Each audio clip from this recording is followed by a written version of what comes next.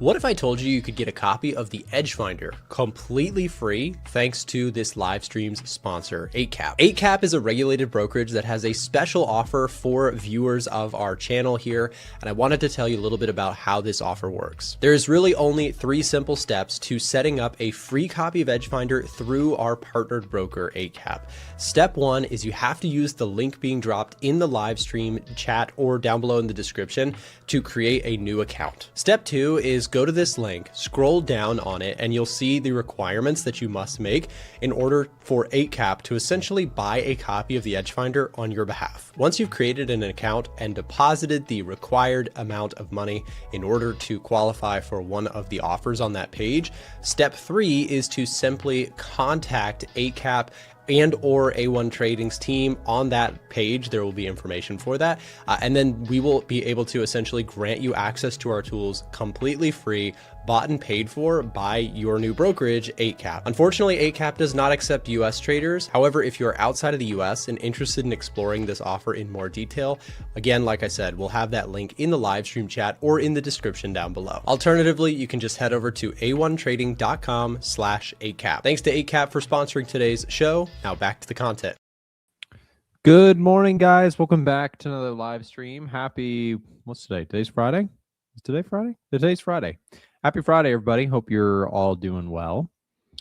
Hopefully audio is okay. Just gonna check that on my side. Yep, should be good.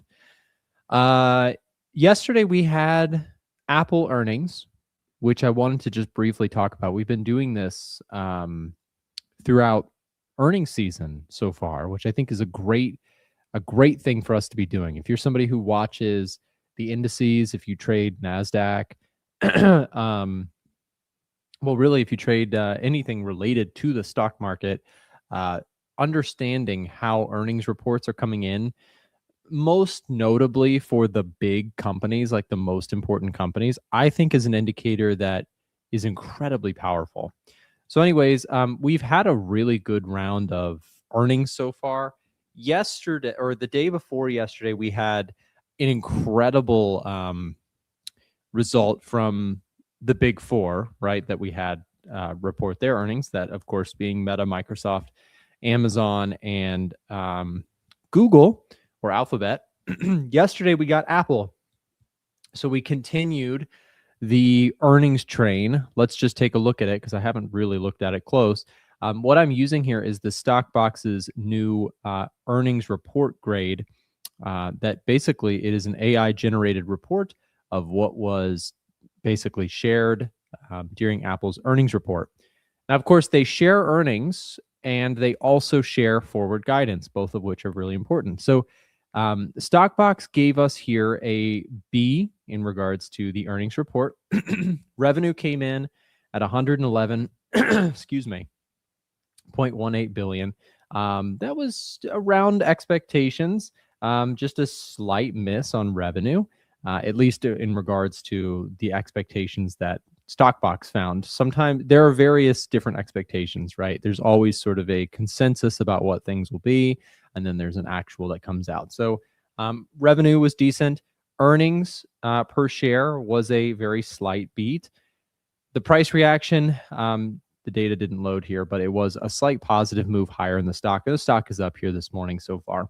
Forward guidance is neutral. No specific details on raising, lowering, or maintaining projections for next quarter or full year. Commentary highlighted strong iPhone demand and services growth. Just a quick snapshot look at the valuation metrics for Apple. Stocks trading around its usual PE ratios. So, and for that matter, just while we're on the subject, when we look at things like Meta's trading cheaper than usual.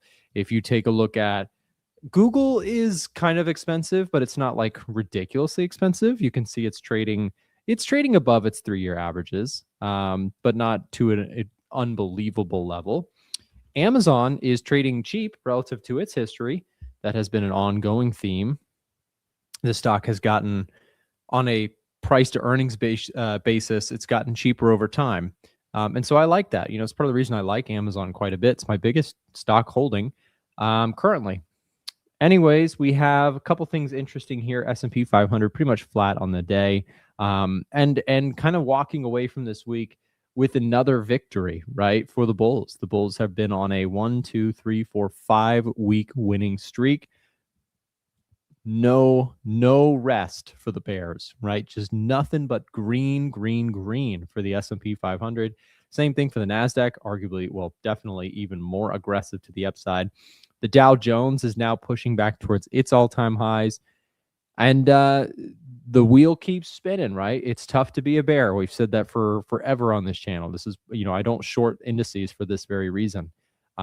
You can pile up a million things to worry about, and the stock market can still shrug it off and go higher because of a simple reality that we always talk about on this channel.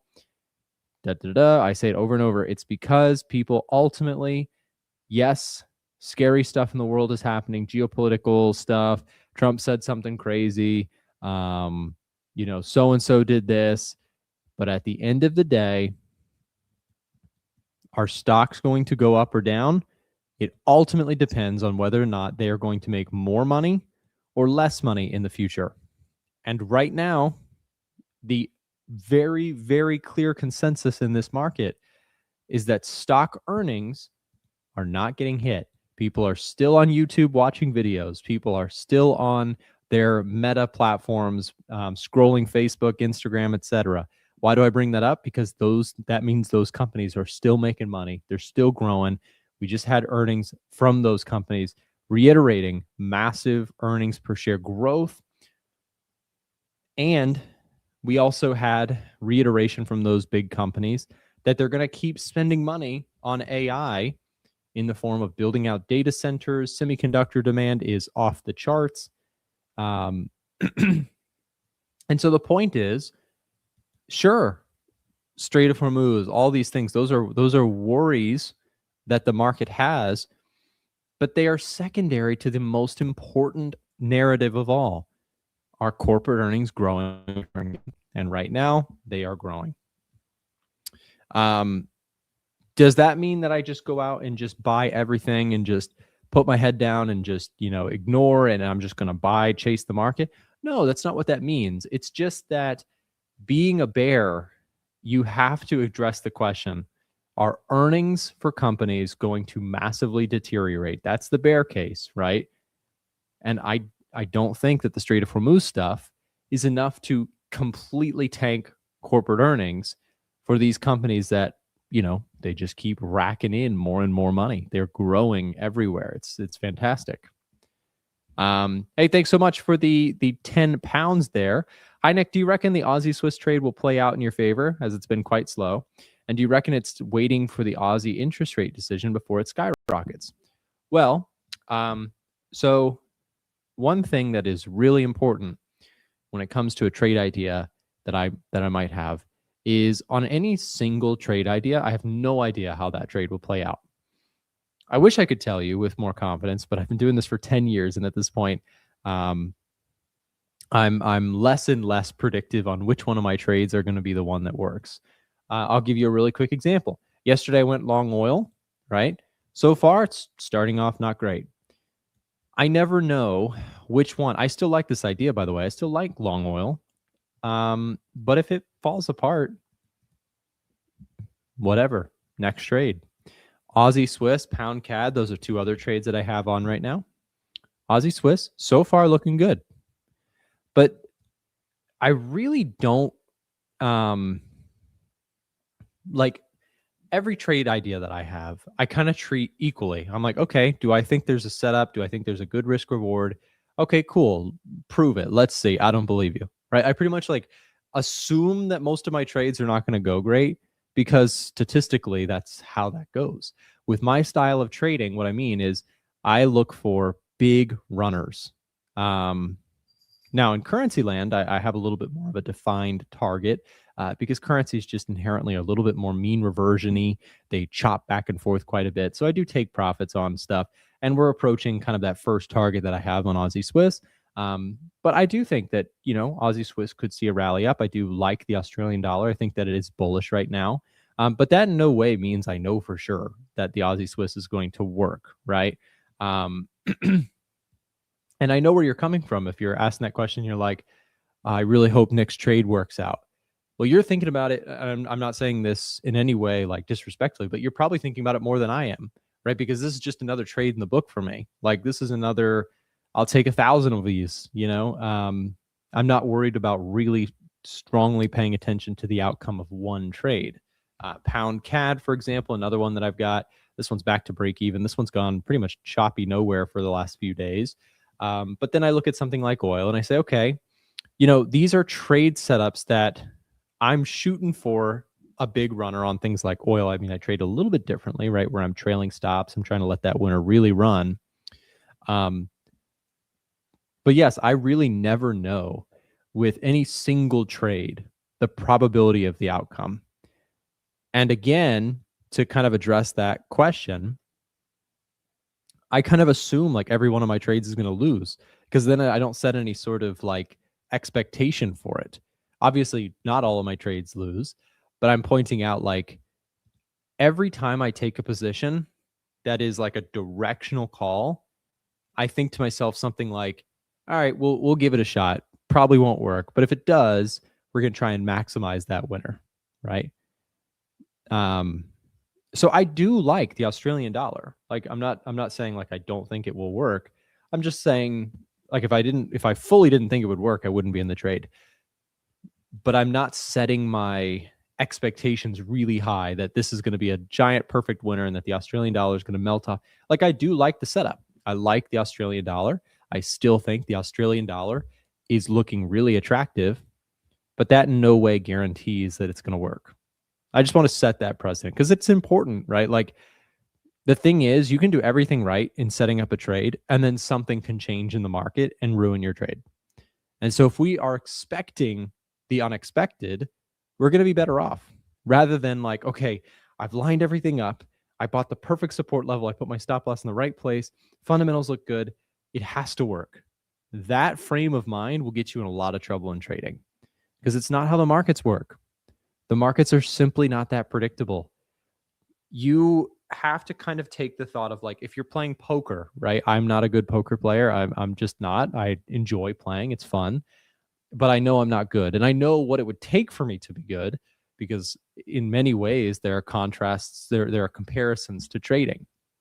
But a good poker player can't control the cards, right? You can't control what the cards that are dealt to you. You can have just a night where you just get bad cards handed to you. But a really great poker player, just like a really good trader, is going to take a mixed bag of hands for the night and still find a way to minimize the damage. And then on nights where they get good cards, they're going to maximize profits. That's all we can do as traders. It is like playing poker. There are ways statistically to make money overall in poker, just like in trading. But you can't control whether or not the next couple cards that get handed to you, in this case, my Aussie Swiss trade, my oil long trade, my pound CAD trade, I can't control the cards on this one specific hand. I can control my outcome over many, many hands in poker. I can't personally because I'm not very good at poker. But you see where I'm going with this. The analogy is you can't control the cards dealt to you. That's the markets. You cannot control what the Australian dollar does. You can't control what oil does. You can make educated guesses. You can manage risk. Given the cards that you're dealt, you can set yourself up for potentially making money if it works out and damage control if it doesn't. Does that make sense? I hope that analogy stuck with someone because that is probably the closest one I can think of. Thank you so much. Another 499 pounds there. Only asked as I see the Aussie is looking to raise interest rates. Yes. So again, to kind of reiterate, I'm with you. I like the Australian dollar long. Edgefinder's got a great reading, and I'm totally on the same page with you. I like the Australian dollar long. I'm just kind of pointing out like we can all kind of have this setup in mind and think like this is great. We just don't know the certainty of the outcome. But I do think personally, the Australian dollar has a good shot at making a run to the upside and keeping up the momentum that it's had. If something changes, like good poker players, our goal is to try and minimize damage on it. Nick, what do you think about cash secured puts on Visa? So I bought some shares of Visa. I'm still long my position. Ray Beast, I don't know if you're inside of the Discord or not. Maybe you are. I just don't recognize your handle. But we've been doing several different long stock positions as well as short cash secured put positions as well. So if you are in there, then keep an eye on that. But I already own shares of Visa. I actually got assigned. I can't remember. No, I know. I just bought shares outright and sold a covered call, and I recently bought back the short call position. So I'm just long shares of Visa right now. Cheryl's has got it. You can control your risk. That is it, right? You can't control what the Aussie does. You can't control what gold does. You can't control what oil does. You don't know with certainty where it's going next. And the second you start catching yourself thinking it's got to do this, or it has to move this way, or it's definitely going to do this, pause. No, you do not know. You never know in markets. The sooner you embrace that, the better off you'll be, because we don't know where markets are going to go. We make educated guesses and we manage risk. That's it. Stock market opens up here in about 10 minutes or so. VIX is still plummeting lower. Volatility continues to grind down. If you are short puts, if you are really short options in general, this has probably been a pretty decent week for you, because of course, a lot of premium coming out of those options is good when you're short options. Now, if you're long puts, if you're long, options in general, it's probably been a more painful week, right? That's how that works. If the VIX is rising, just generally speaking, options are going to appreciate in premium value and vice versa.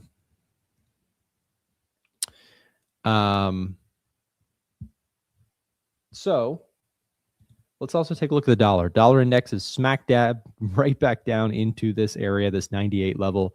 I do want to take a look at dollar because dollar is getting some stronger readings here, or trying to peak up into stronger reading territory.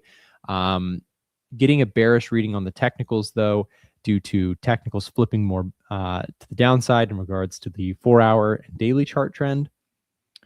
Neutral reading on inflation, economic data kind of leaning strong for the dollar. We had more good jobs data this week. The weekly jobless claims came in really good. So that was dollar bullish. The fundamentals for dollar do continue to look strong. I'd be interested in potentially watching for some strength to come back into the DXY. If you start to see this thing actually, put in some higher lows, put in some higher highs. I do like the dollar long side. Just waiting for the technicals to kind of agree with that thought process. But again, you had, in terms of the jobs data, very solid stuff on the US front. Weekly jobless claims, 189. That's the lowest that we've had in a very long time. So the case for rapid rate cuts just has dissipated, which was a big part of the bear case that got us down into the 96 territory. You had a big surprise to the downside. If we recall, when we went down to, where do we go? Went 96, right? 95.75 or so. This low, we were real worried about, the jobs market is collapsing, rate cuts galore, inflation is cooling. And then we had the right there around where, Kevin Warsh gets nominated, new Fed chair, inflation starts to uptick, jobs data holding a little bit better. All of that takes us from wherever we were, 96 up to 100.5 real quick. So we're kind of stuck in the middle. I do like fundamentally the dollar more to the upside. I think on a relative basis, the US has more growth than the rest of the world. Jobs data is coming in reasonably hawkish or strong. I think that the new Fed chair is likely to be more hawkish than people are anticipating him to be. And so I think that combination leans towards more upside in the dollar. However, I don't have any trades on right now for the dollar. As far as I don't have any dollar trades. So I'm just kind of on the sidelines with it for now. The chart has been really choppy.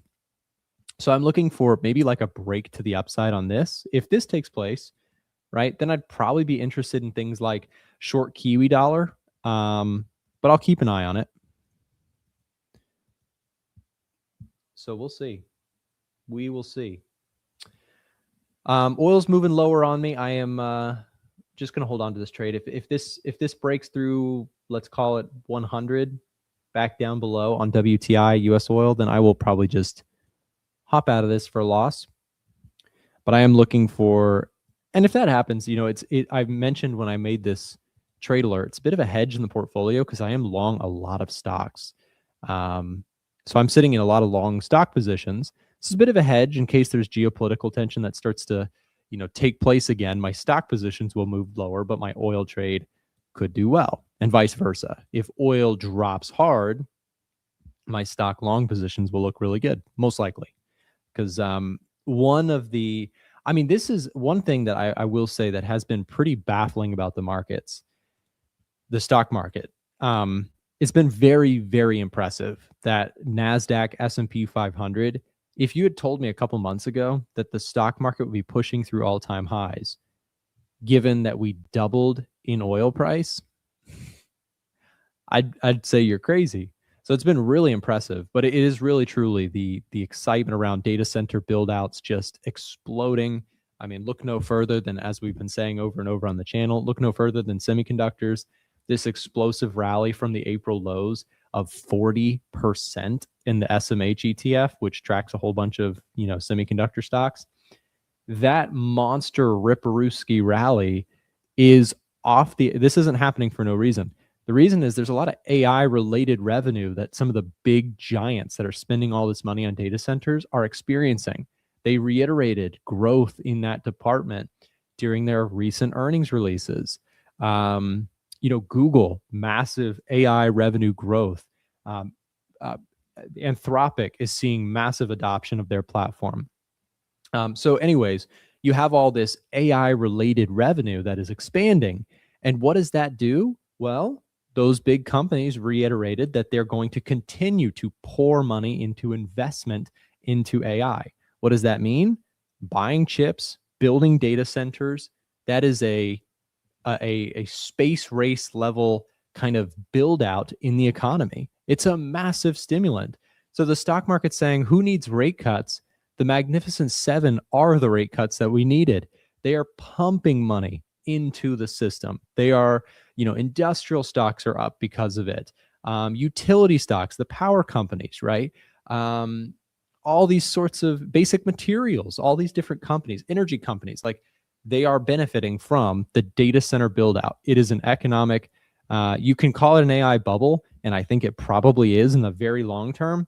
But in the meantime, it's more of an AI boom, right? The stock market is rallying on the idea that productivity, economic growth is just explosive and looks really strong. By the way, that's strong for the dollar too. Strong, US centric economic growth is also strong for the dollar. So there's a couple things at play here. That also makes me less attracted to gold. This is why I say markets are all connected.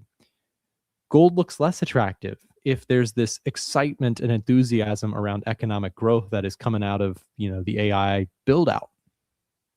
So I kind of lean a little bit more strong dollar, strong tech stocks.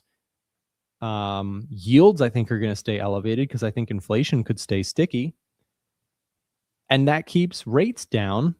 That keeps rates up, bonds down, and gold kind of floundering. So that's my outlook right now in markets. I think I'm not really willing to short gold as far as I last checked. Let me just see. Yeah, I mean, when we look at gold, fundamentals look not great for gold. You have strong economic readings in the form of decent jobs data. Economic growth figures are reporting reasonably strong. GDP growth was a little weaker than expected.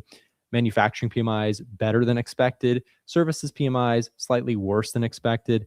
Retail sales very strong. Consumer confidence beat estimates as well. So overall, you may be hearing that I'm pretty bullish on markets, and that is true. But there is a clarification that I keep coming back to with this. I'm not chasing it. I own stocks that I bought during the Iran stuff when we had all the worries. I thought there was some great value out there. I bought some individual stocks, but I am still sitting, admittedly, on more cash in my portfolio than I wish I was. I wish I had bought more, right? There's that I shoulda, coulda, wish I did this, kind of mentality that you have to be careful of.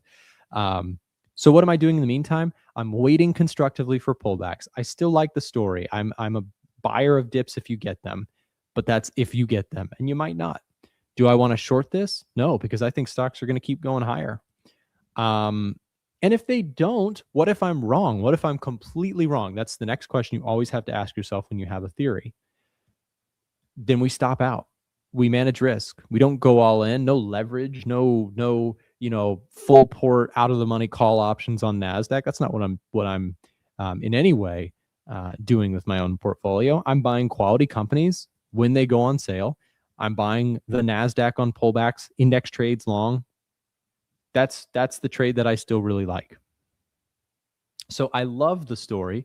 I think the data center build out, the AI stuff is going to persist longer than people think it will, as it often does. Did you know, this is another one. One of the greatest booms in history was the railroad boom, and it lasted for 60 years. 60 years in the 1800s. At the time, the stock market was like all railroad stocks. So nowadays, right, we're like, oh, the stock market's all AI stocks. That's got to be a problem. 60 years, railroad stocks dominated and just kept going up and up and up and up and up. It was an absolute boom. Sure, there was crashes later, but 60 years of gains. So I'm not saying necessarily we're going to have 60 years of AI build out, but we could. Never say never, right? So again, it's the challenge. I think regardless of your opinion on the matter, whatever it is, the point is be acknowledging of your risk tolerance, what you want to do with it, and, make your own decisions. But generally speaking, booms can last long. Another bubble that kind of never popped was the iPhone. People said smartphones were a bubble. And guess what happened? They're still bubbling. Like, iPhone demand is still monstrous. Sure, there are many examples of bubbles that blew up. One of the biggest obvious ones is the dot-com bubble. The one strong difference, though, that you probably know it's coming from what I'm about to say, the big difference in the AI boom versus the internet bubble is that the internet wasn't built on any profits. Like, all these companies, the internet takeover in the 2000s, 1999, 2000, 2001, everybody was slapping .com at the end of their business, just like people are putting AI in their stuff now. The difference is AI is like generating massive profits for some of the big leaders within the space. Not just the semiconductors that are selling the picks and shovels, but we're seeing businesses that are adopting AI improve efficiency, etc. The difference is, like with the .com era, you had a bunch of companies that were tacking on .com. Not that I lived through this. I mean, I was a kid, but just studying your market history, everybody was slapping .com onto the end of their thing, but it wasn't in any way meaningfully more revenue. The price to earnings ratio on stuff during the .com era before the crash went unbelievable. Like, companies were making like pennies on the dollar versus what their valuations were, right? So do I think this is a bubble? Maybe, but I still think we could be earlier than people may be thinking. A lot of people think it's like the end, like we're on the cliff right now. My personal thought is, I think that there are, I don't believe in chasing rallies, but I do think pullbacks, if they take place, offer an opportunity, in my own personal opinion, trading account, etc., not financial advice. I think it's a good risk reward bet, but I don't think it's as attractive. I think from an active trader's perspective, there's less attractive, setups up in these areas than if we were to pull back. So we'll see how it all plays out, but we'll be here talking about it the whole way through. So if you enjoy my streams, make sure to hit that thumbs up button, subscribe, and don't go anywhere, because we've got more stuff coming your way. Hey, real quick, if you are interested in joining our free Discord, we recently launched a Discord where everybody can chat. We have a free chat available now. We'll drop a link here in the live stream chat. And to take advantage of that, you can come join us inside of the Discord. Also, we have not yet ended the sale. Yesterday was technically the last day, but if you are interested in getting access to Edgefinder or Stockbox, drop a link, or we'll drop a link here to where you can speak to our team if you want to get last seconds on the sale for our 40% off discount before our anniversary sale ends on Edgefinder and Stockbox. With that said, guys, up next, we have Forex James taking over the stream. Stay tuned. If you're enjoying the stream right now and would like to join us beyond just live streams, consider joining our free-to-join Telegram channel. Inside of our Telegram channel, we're sharing daily market analysis, bonus clips from the live streams and videos, giveaways to our products, prop firms, and brokerages, and much, much more. So like I said, if you're looking to stay up to date with ideas that we're looking at in markets, even if you can't make it to a live stream, consider joining our Telegram channel down below in the description of this live stream, or being dropped in the live stream chat as we speak.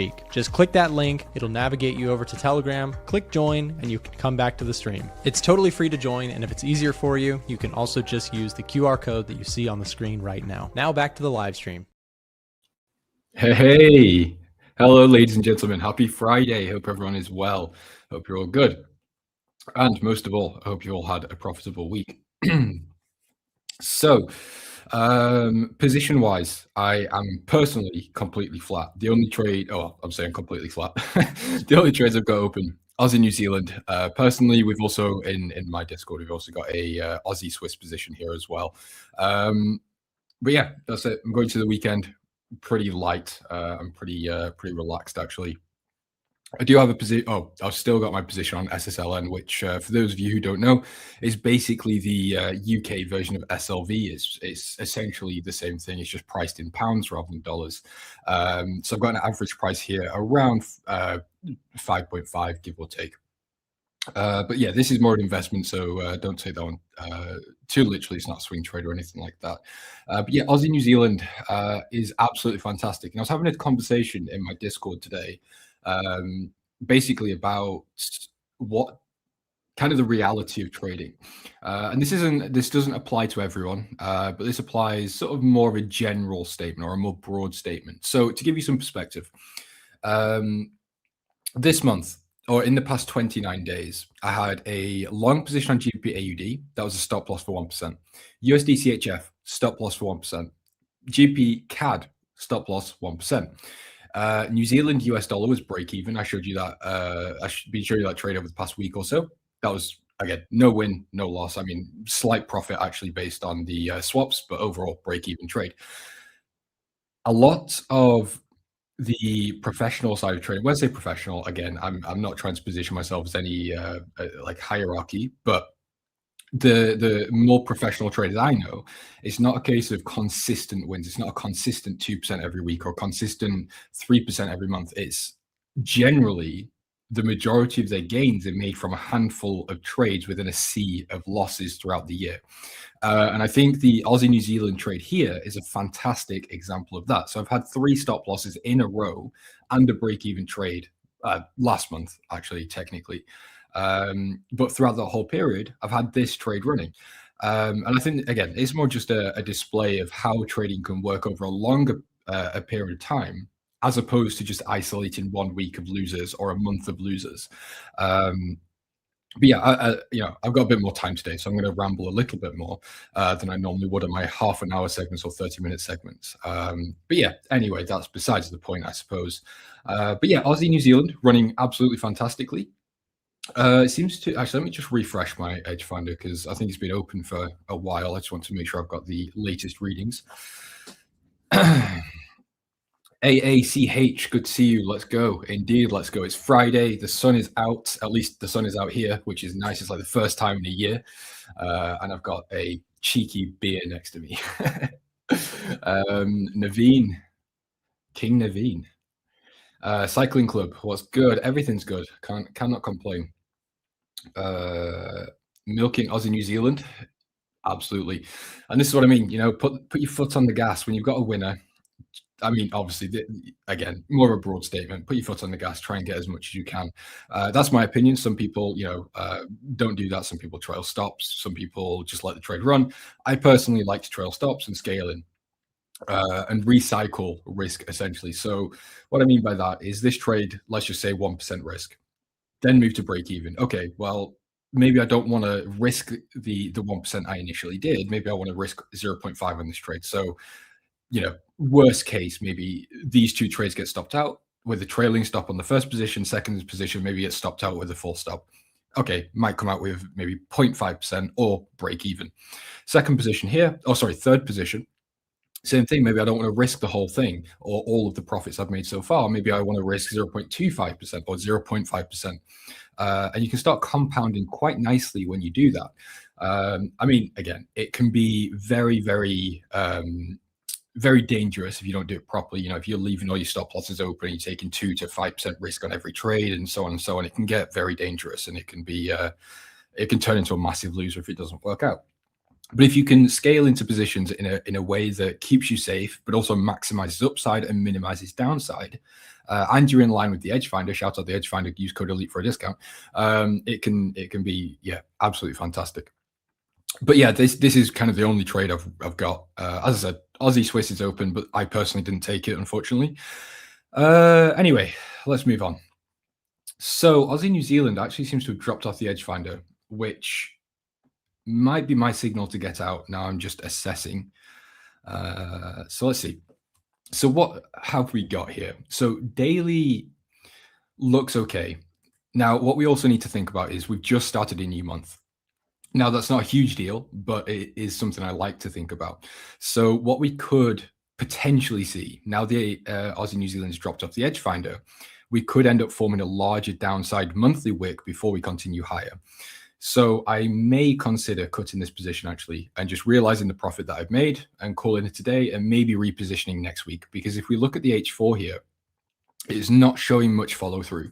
So we broke these previous highs here, created a new high. But if we just do a bit more micro analysis on these H4 candles, we're seeing quite strong wicks to the upside. Not really any buying pressure whatsoever. We're not going and rallying to new highs. We're not really doing anything.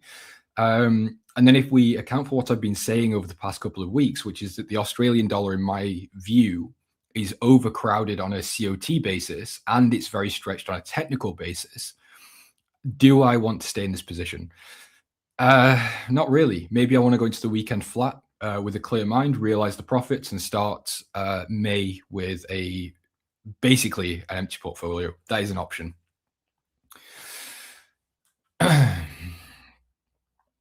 In ES longs, let's have a look at ES or S&P in my case. Yeah, I mean, it's continuing higher. I bought a little bit more this morning on my investment account, but I think there's two views. I mean, I think Nick said it quite well, that, there are people making comparisons to the dot-com bubble. I am one of those people. I have compared the current situation to the dot-com bubble. And I wouldn't say it's wrong, but it might be very early, or yes, maybe it is wrong. I'm not willing to be a buyer at new all-time highs. I think that for the way I trade, for my philosophy and style, it just doesn't make sense. So there's a few ways we could go about this as a swing trading approach. We could either look to have a retest of these previous highs over here. If we see a really nice rejection, continue higher, then that would be a good buying opportunity in my opinion, because that would also very likely come and meet this 200 H4 moving average. On the other hand, if I follow my trading style a bit more strictly, take the fib from the low to the high. Of course, the high could be anywhere. I don't really know where the high will be printed yet. We could be looking for more of a 50% retracement. In that case, we'd have to go up timeframes and look more at a daily timeframe. Excuse me. That would also line up quite nicely with previous support over here. So again, there's a few options, and I'm not saying that I am a bear right now. I think there are definitely a few red flags that are coming up. But yeah, I think they're more long-term things. So not tomorrow, not next week, more 6 months, 8 months, 12 months, even 18 months potentially.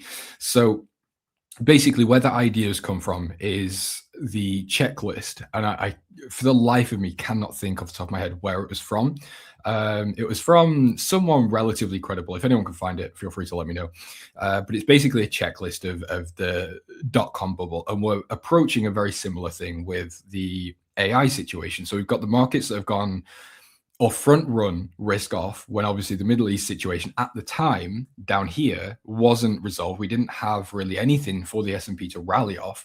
We had inflation expectations up. We had developed market central banks more on a holding aspect, maybe even hawkish, depending on which ones you're looking at.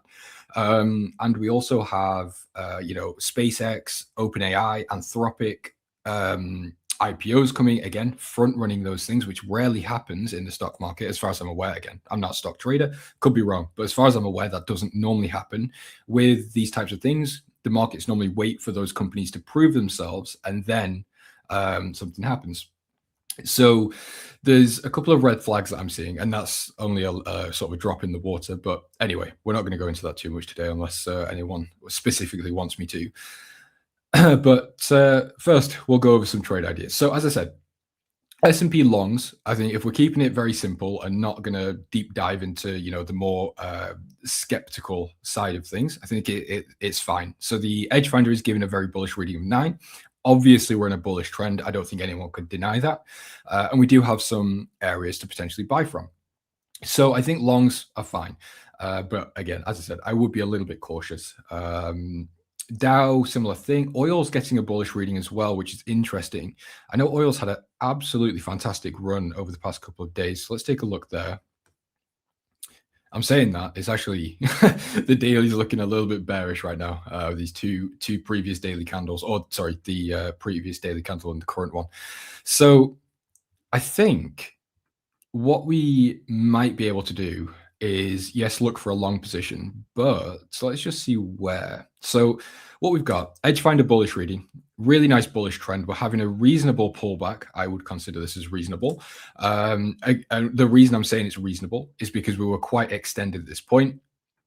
We had the RSI overbought. We were quite deviated from our 200 H4 moving average. I think a pullback naturally was kind of due.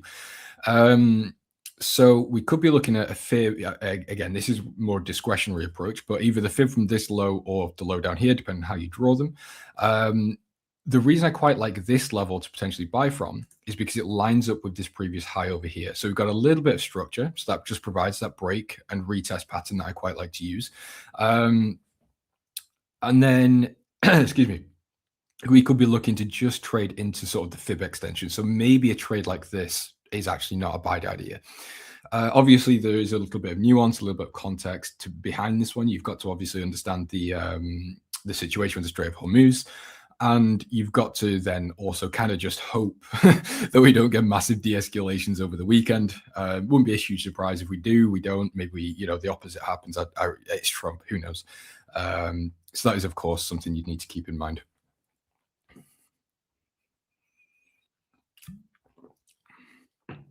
Been 6 months of AUD strength and still on. Yes, the Australian dollar has been absolutely beautiful. It's one of those things. I think we'll go into 2027 and we'll look back and say, do you remember that Aussie dollar rally? And we'll be like, yes, that was the one.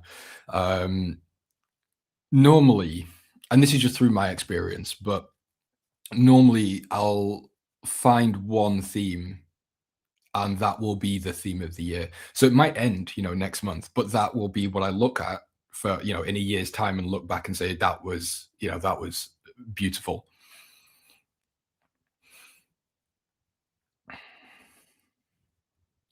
Oh, it's not dropped off. Something needs fixing on the Edge Finder, does it?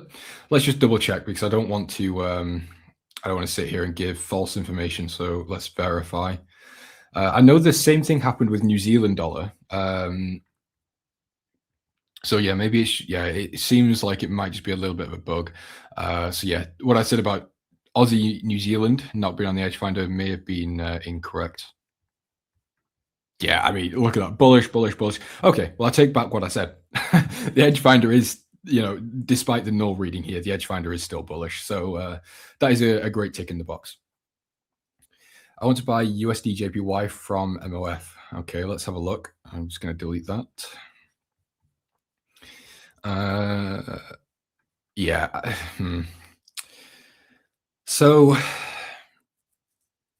I was saying yesterday that I wouldn't be opposed to being a buyer, but what I also said yesterday is that it seems like a buyer's trap, and that was at this point. So I was actually, in hindsight, actually relatively spot on. So what we often have with these types of moves is, this isn't market mechanics. This is more just from my view of things. When we have these types of aggressive moves in the market, where it's a case of retail will generally, you can see it and you can say, retail are probably going to want to buy that back up, or retail are probably thinking this. And normally it's quite easy to spot that type of thing. And yesterday I was saying retail very likely are going to be piling in longs here. And, you know, for any traders that have been in the markets for a couple of years, have probably been at that point where they see a large move and they say, oh, it's got to come back, or it's got to fill this gap, or whatever it may be. And they'll pile in, and then it just continues lower, which is kind of what we had. We didn't, you know, obviously we didn't rally lower, but we did create sort of a little bit of a new low here. So it might be potentially a good idea to be a buyer if you are bullish on dollar yen. I am bullish on dollar yen, but I'm not bullish enough to warrant me buying just yet. I think I'd rather wait for Monday or Tuesday and just see, how does today's daily candle close? Maybe how does Monday's candle close? And then, yeah, maybe there's an idea of being a buyer there. Because if we look at this daily, we are still in a very nice bullish trend. Technically, this looks like a very clean sort of pullback. So if we look here, really aggressive move to the downside towards this 200 daily moving average, and it just gets bought back right back up. A little bit more of a sell-off, and again, 200 daily moving average, bought right back up. Now we've done the same thing. Are we just going to come right back up? It's possible, and I think that is the base case, but I'm not confident enough to put money on that idea just yet. Bashi, I've just seen you. How you doing, my friend? London was laughable. What do you mean, Bashi? Hello. Am I late? I am late. Did I miss anything important?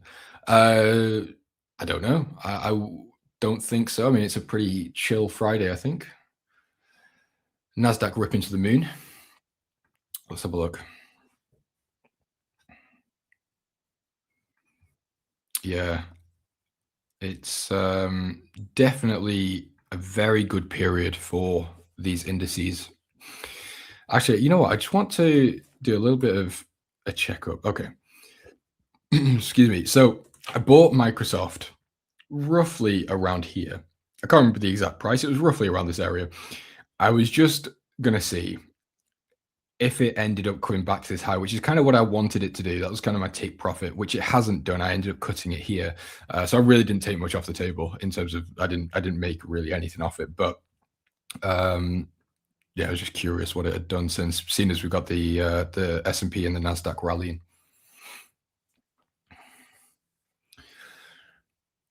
NZD USD just bounced previous daily high, previous weekly high. Yeah, I mean, I'm definitely not pessimistic about this market. I absolutely think we can come towards, let's say 1.245 to 1.25. That's kind of my zone where I'm happy to, if we start seeing a slowdown or we see the edge finder start degrading the bullish reading, I'll happily just take profits at that point. But I am very, very confident we can see those levels get hit. Doesn't mean it will happen, but my confidence is quite high. Bernard, hello. Yen did another move. Yeah. I mean, I took a bit of a loss on that move. I forgot to mention that. Actually, no, I think I did say yesterday. Yeah, I was in a Swiss yen long when that happened, and it came to the charts, and I was like, "Oh my god, it's whatever." I had to just eat the loss. There's nothing I could do on that. So it is what it is. It's funny because I always say the yen is the one currency, or the one sort of G10 currency that I just seem to always get wrong. You know, like Aussie, New Zealand, fine. Euro dollar, fine. Dollar yen, Swiss yen, CAD yen. The yen pairs, I just can never seem to get in at the right time. It's so frustrating, but it is what it is. Guys, fun fact: Volkswagen 2008 price. It's just greatest short squeeze. Yeah, I know there was some. I don't know if this is what you're talking about, but I was watching I quite like watching sort of the trading documentaries where it's like it's just YouTube videos where they talk about historical trading events where I think Porsche did some sort of takeover of what it might be Volkswagen. I can't remember who. I'm not really a car guy. And they did some sort of market manipulation where they didn't disclose their positions, and the stock rallied while everyone was short or something like that. Yeah, crazy stuff. I would check Volkswagen, but I have no idea what the ticker is. What's your view on euro dollar? Let's see. So Eurodollar is not getting an edge finder reading, so automatically I am sitting neutral. Bounce off the 200 on the H4. RSI a little bit overbought here. What else do we have? Let's see. So daily. Daily's bullish. Weekly is bullish as well. What about the H1? So all time frames are bullish. H1's just flipped bullish as well. So I think on a technical basis only, buys do make a little bit more sense than sells. However, to counter that point, we are still in this sort of monthly downtrend. We don't have a reading on the edge finder. So there are those minor things. So I just don't really have much for you, unfortunately. I think there's more of a case to be a buyer than a seller, but I also don't feel comfortable with that. Oh, it is that one you're talking about, Ray. Okay, I see.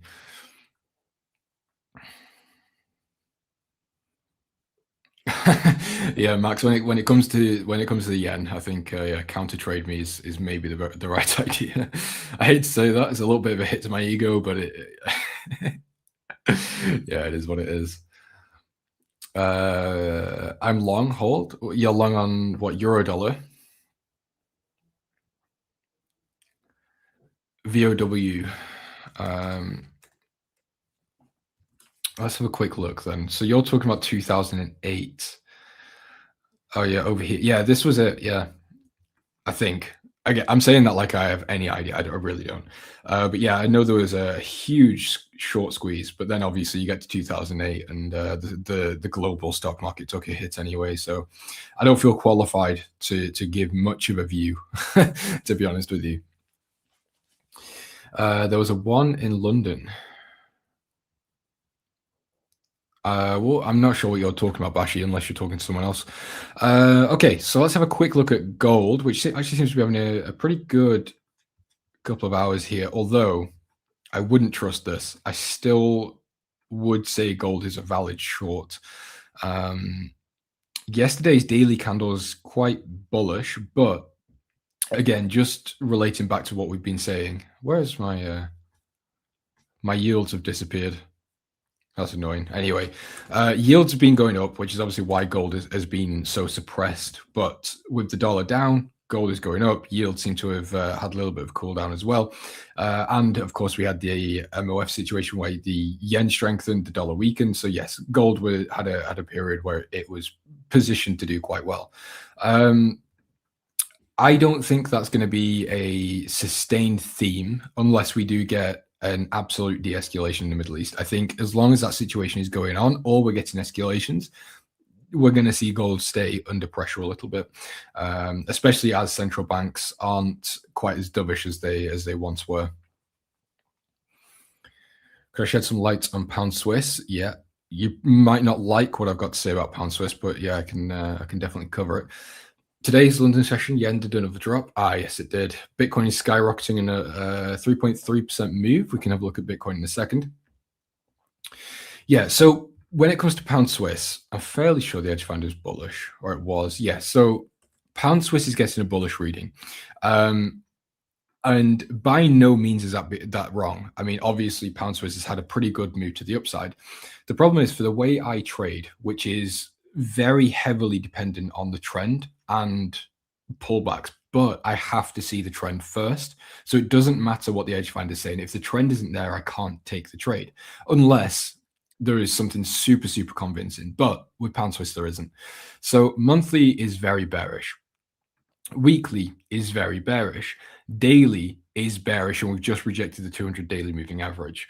The H4 is bullish, but with the monthly, the weekly, and the daily being in such strong bearish trends, I cannot justify being a short seller. Being a buyer.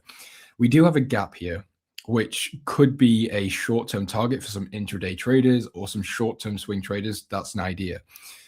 But I think the approach I'm taking here with Pound Swiss is more of a timing situation. So I'm going to let the bullish reading play out. I'll let the market do whatever it is it needs to do.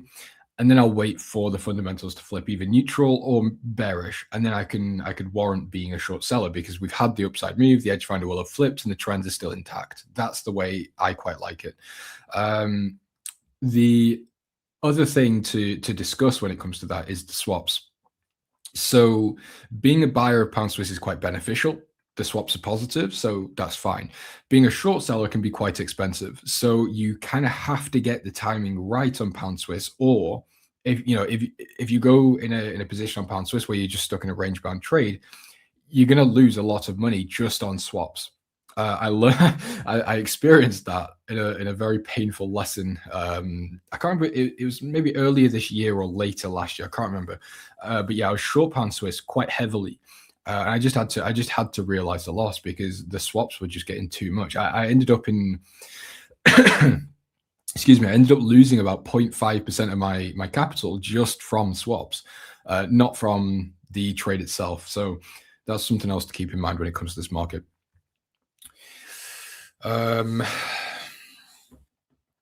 Okay, let's have a look at Bitcoin.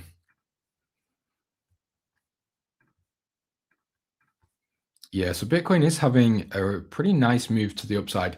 So there's two sides of me in this market. There's the optimistic, keep it simple, technical side of James. So Bitcoin's getting a bullish reading, fine. The trend looks good on this weekly time frame. We bounced off structure. It looks good to continue higher. But I don't know, I'm just getting a weird feeling that this isn't going to be a situation where we start rallying to new all-time highs. And as I always say, I feel like it's important to disclose I'm not a Bitcoin trader. I don't really know much about crypto, so I don't want to sit here and start preaching and saying things that might, that aren't relevant. But the daily is still bearish.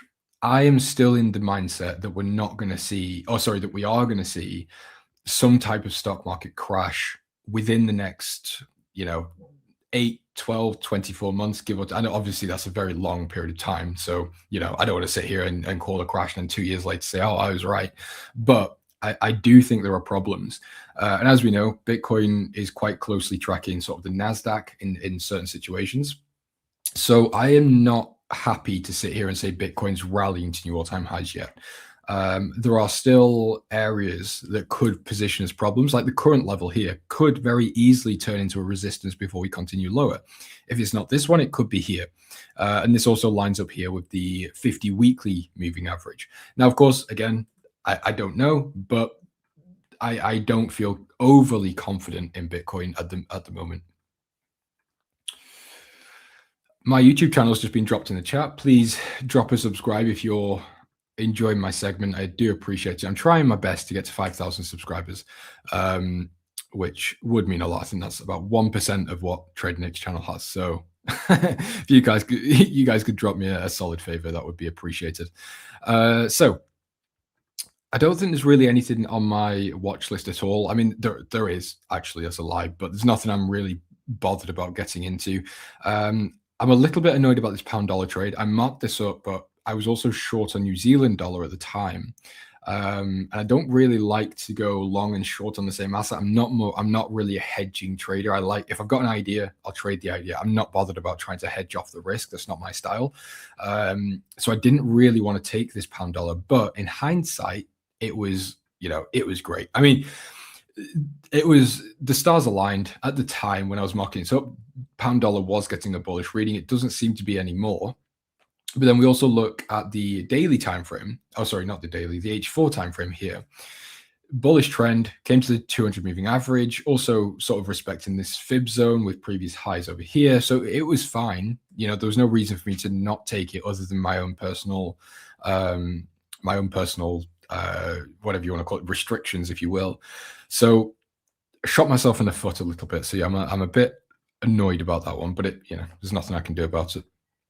Aussie yen seems to be having quite a nice recovery. Not a massive surprise. As I said yesterday, the yen is still weak. Doesn't matter about the intervention. It's still a weak currency. It's still a funding currency. The Australian dollar still absolutely dominant.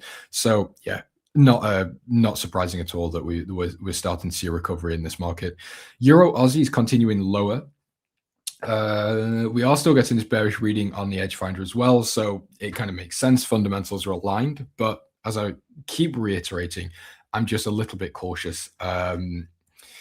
So I think the best sort of analogy I can think of when it comes to the Australian dollar right now is like an elastic band. So the more stretched, or the more you stretch an elastic band, the less it takes to snap. And it's becoming, I'm feeling like that's the same situation with the Australian dollar now. It's getting stretched, and it has been crowded, it has been stretched, and it is in that situation right now.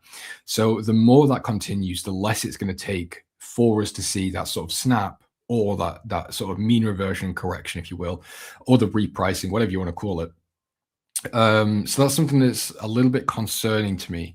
But again, if we're going to just ignore the whatever you want to, what's the right word, the the sentiment or my personal bias, I think is the right way of saying it, and we just pay attention to the edge finder, the trend, shorts still, yeah, completely fine. Euro pound, absolutely my number one enemy. Yeah, I hate this market. I hate it. So some of you may remember we were looking to go short here. So we were looking for price to, actually, I think my entry was a little bit higher than this 50%, but we were basically looking for a retracement back into these lows to provide this break and retest pattern. We didn't get that, so I didn't get my entry, and now the market has been selling off. So I've completely missed the move. I was right in the direction. The entry was so close, and it just didn't get triggered. So now I'm triggered. But yeah, I think the plan now for this market is basically the same thing. Essentially, fib from the high to the low, pull back into these previous lows over here. That would again break, retest, and then continuation lower.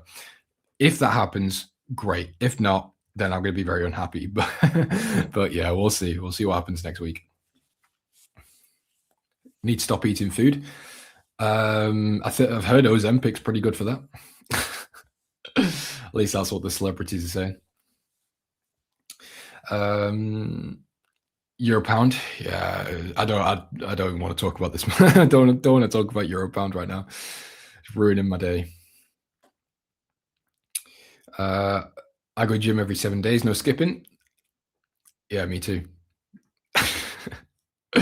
Okay, I don't think we've got really anything else specific to talk about. Silver, actually, I've just noticed silver's on here with the bearish reading, which is interesting. So let's see. Maybe, actually, let's see. Let's just, before I jump to conclusions. Yeah, maybe. I mean, this isn't perfect, but the markets are never going to be perfect. There is this idea, and it's obviously upon a very quick look. So silver's obviously having upside today. We can now come into the H4 200 moving average, which is very close to the 50% retracement level. Also lines up with a low over here and highs over here. Maybe this could be sort of the retest before we continue lower. I don't mind that. And we've also got the RSI that's becoming a little bit overbought. The only other thing that I should probably disclose, I don't really want to short silver. I'm still very bullish on silver long term. But the good thing is I am long on silver technically here with physical silver. So I could hedge off. I know earlier I said I'm not really a hedging trader, but because that's a long-term investment, I don't mind taking a short-term trade to sort of offset temporary drawdown on an investment. There is an idea of being potentially a short seller, something like this, maybe. But again, I'm not overly convinced on that. So I think I would also wait for this one on Monday or Tuesday and just see how today's daily candle closes, see how Monday develops, and then maybe I could make a more informed decision.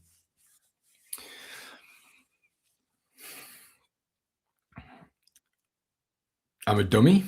I'm fat like you. How dare you? I wouldn't say I'm fat. I think I'm on the upper side of a little bit chubby. You know, excuse me. It's sad. I was on a very strict calorie deficit a couple of weeks ago, I'd say. The problem is it was too strict. I started getting lightheaded. I was really struggling to focus on anything. So I loosened it, but I loosened it far too much. I just fell back into my old habits. So yeah, not good. Anyway, we're not here to talk about my diet. We're here to talk about markets. So I think oil is good. I am really actually liking oil. I'm going to see if we can get an H4 bullish candle close from this level. I'll attempt a small long position, very likely. When I say small, I think I'd probably half my normal risk. So I would take 0.5 to 1%. Normally I risk 2% on average. So what 0.5 to 2% risk depends on how the candle closes and so on. So that is an idea. I'm actually going to set an alert here, just so if it does close bullish, I'll get notified and I can look to take the trade. So let's just move it up slightly there. And I'll add that to my watch list. Cool, good stuff. As I said, I don't think there's too much else on my list that I need to talk about. Nasdaq, Russell, Bitcoin, S&P 500 down. So yeah, US markets are getting a nice bullish reading. Excuse me. However, China 50 is getting a bearish reading. So let's have a little inspect. That doesn't seem to be playing out. So, I mean, as a general rule, I don't short indices anyway, unless I've got a very specific reason. So I wouldn't go short on this market anyway. However, it's interesting. So I think China 50 may be a complete miss because obviously we're getting a bearish reading. The market is clearly very bullish. So skip that one. I think focus, would move to US markets. So Russell, Dow, S&P, and that's where the focus would be. Yeah, it's a little bit frustrating because there is nothing to do here. I can't sell it. I can't buy it. So I have to sit on the sidelines. Plump. Yeah. All right. I'll tell you what, Bash, let's meet in the middle ground. We'll say plump. ES score for UJ and GJ. Okay, let's have a look.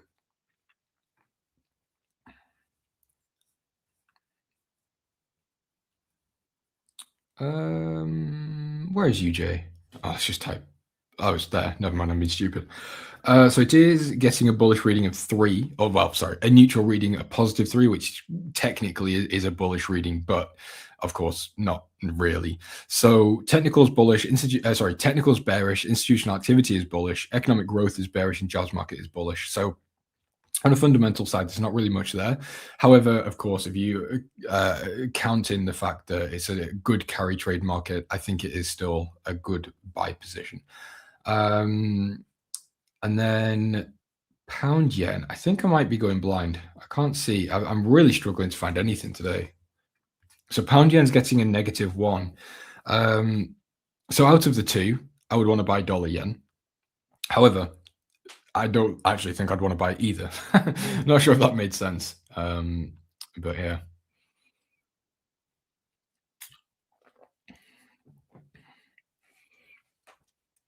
GPCHF score. Yeah, I mean, we've discussed pound Swiss, so I won't do it too much again. Pound Swiss is getting a very bullish reading of 9. The downside, I don't have it on here. Hold on.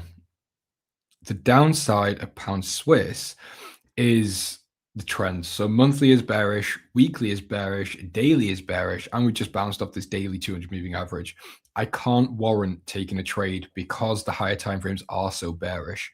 I think if you are looking to be a buyer, I would take more of an intraday short-term swing trade approach into this gap, and then I would maybe call it a day. Just because, I mean, it's just not a market that favors buyers. I mean, you would get paid swaps, which is good, but it's just a very difficult market, really, to be a buyer of, generally speaking.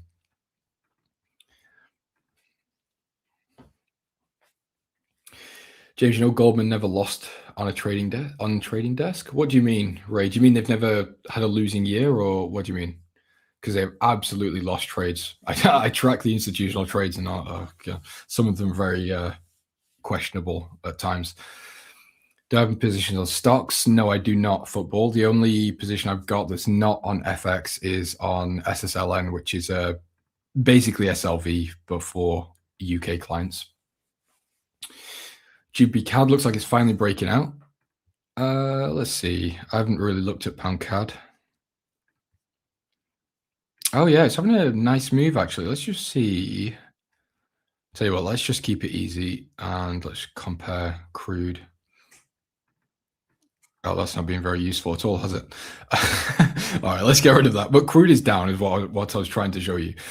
So crude's down. Obviously, pound CAD's up. We're seeing weakness within the Canadian dollar as crude is depreciating in value. It makes sense. And we are seeing a positive sentiment for sterling at the moment.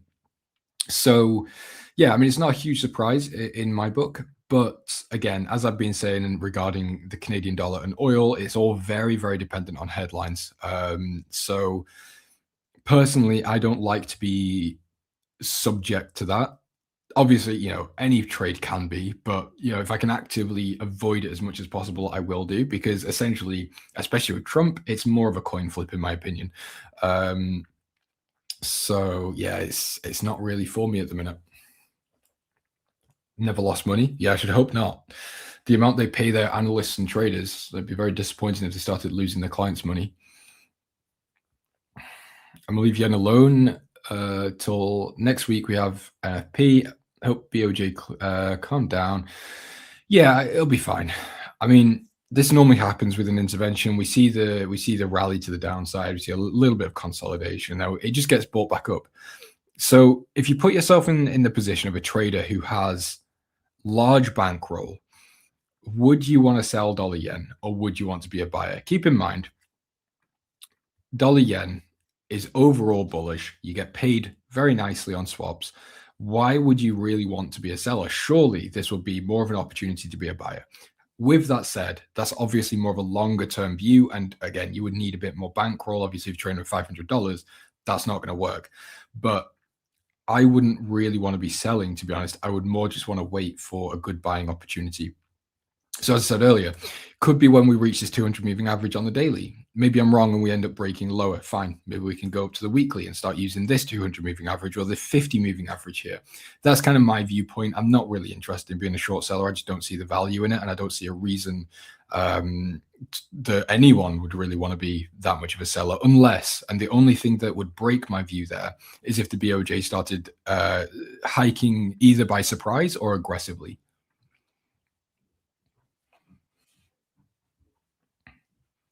Cut pound CAD, £400 floating. Very nice GTI. Congratulations. It's a nice way to end the week. Ian closes pound CAD longs on Wednesday. I'm sorry to hear that, Ian. I don't know what to trade anymore. I keep losing. Football, there is a simple solution.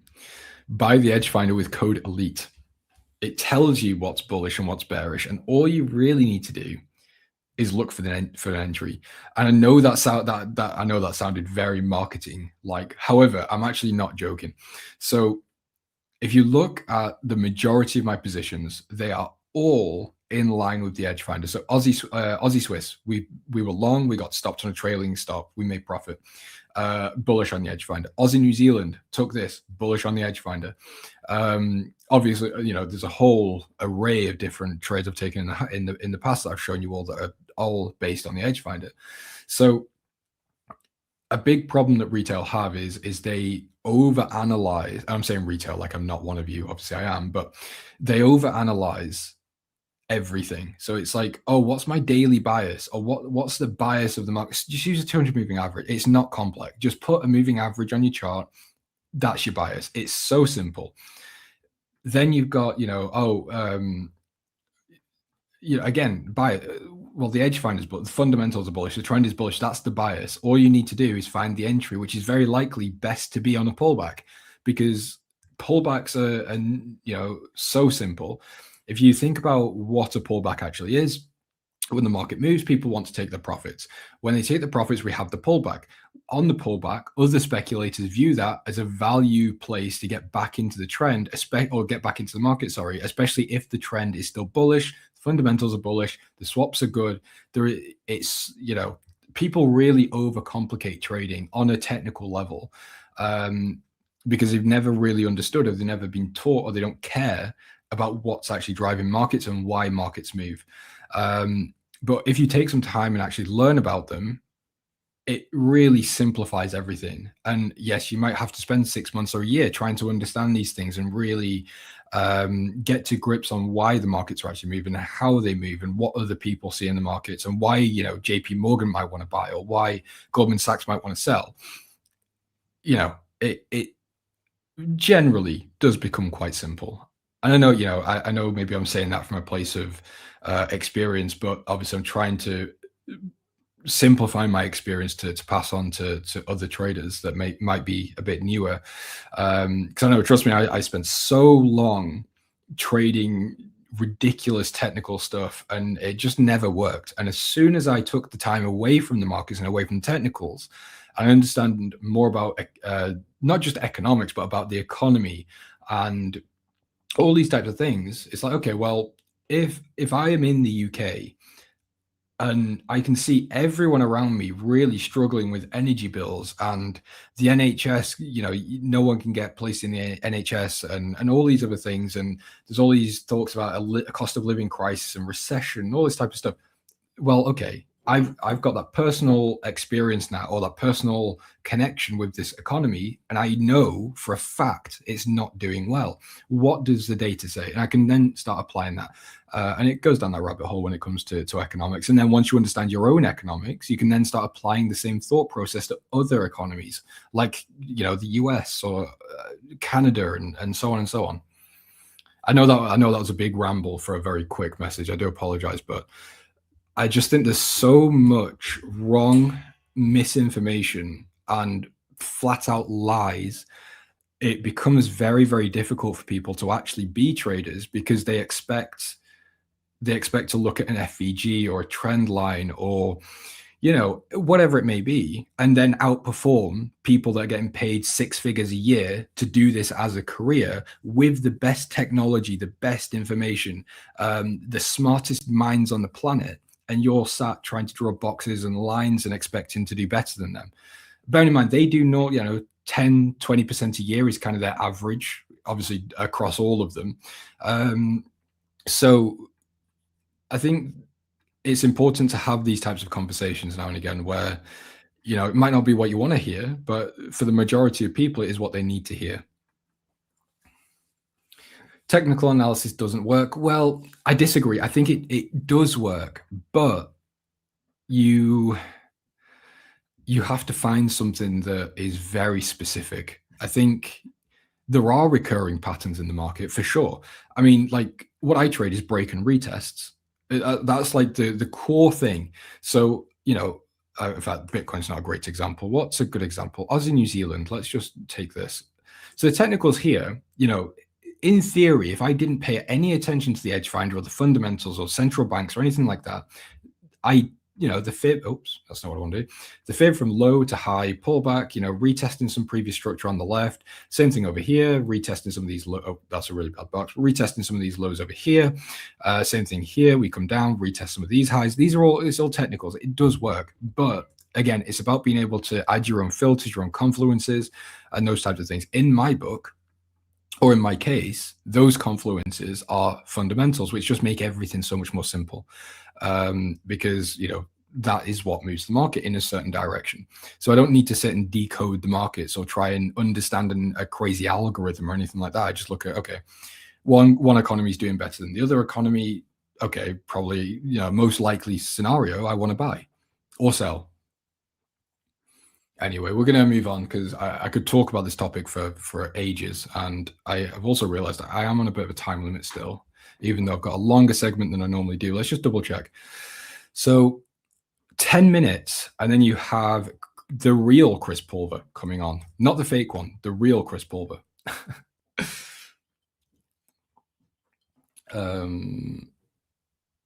Yeah, Ian's got it. Well, obviously not got it right necessarily, but Ian has said exactly how I feel as well. Technicals for entry, fundamentals for direction. James, I was saying, I always say fundamentals are the driver of the market and technicals. Yeah, that's exactly it as well. Similar. Again, when I say these things, I'm talking broadly. Like Bashi, I'm fairly sure Bashi trades very similar to actually ICT concepts. I don't mean to offend you if you don't Bashi, but that's just from what I've seen and what I understand.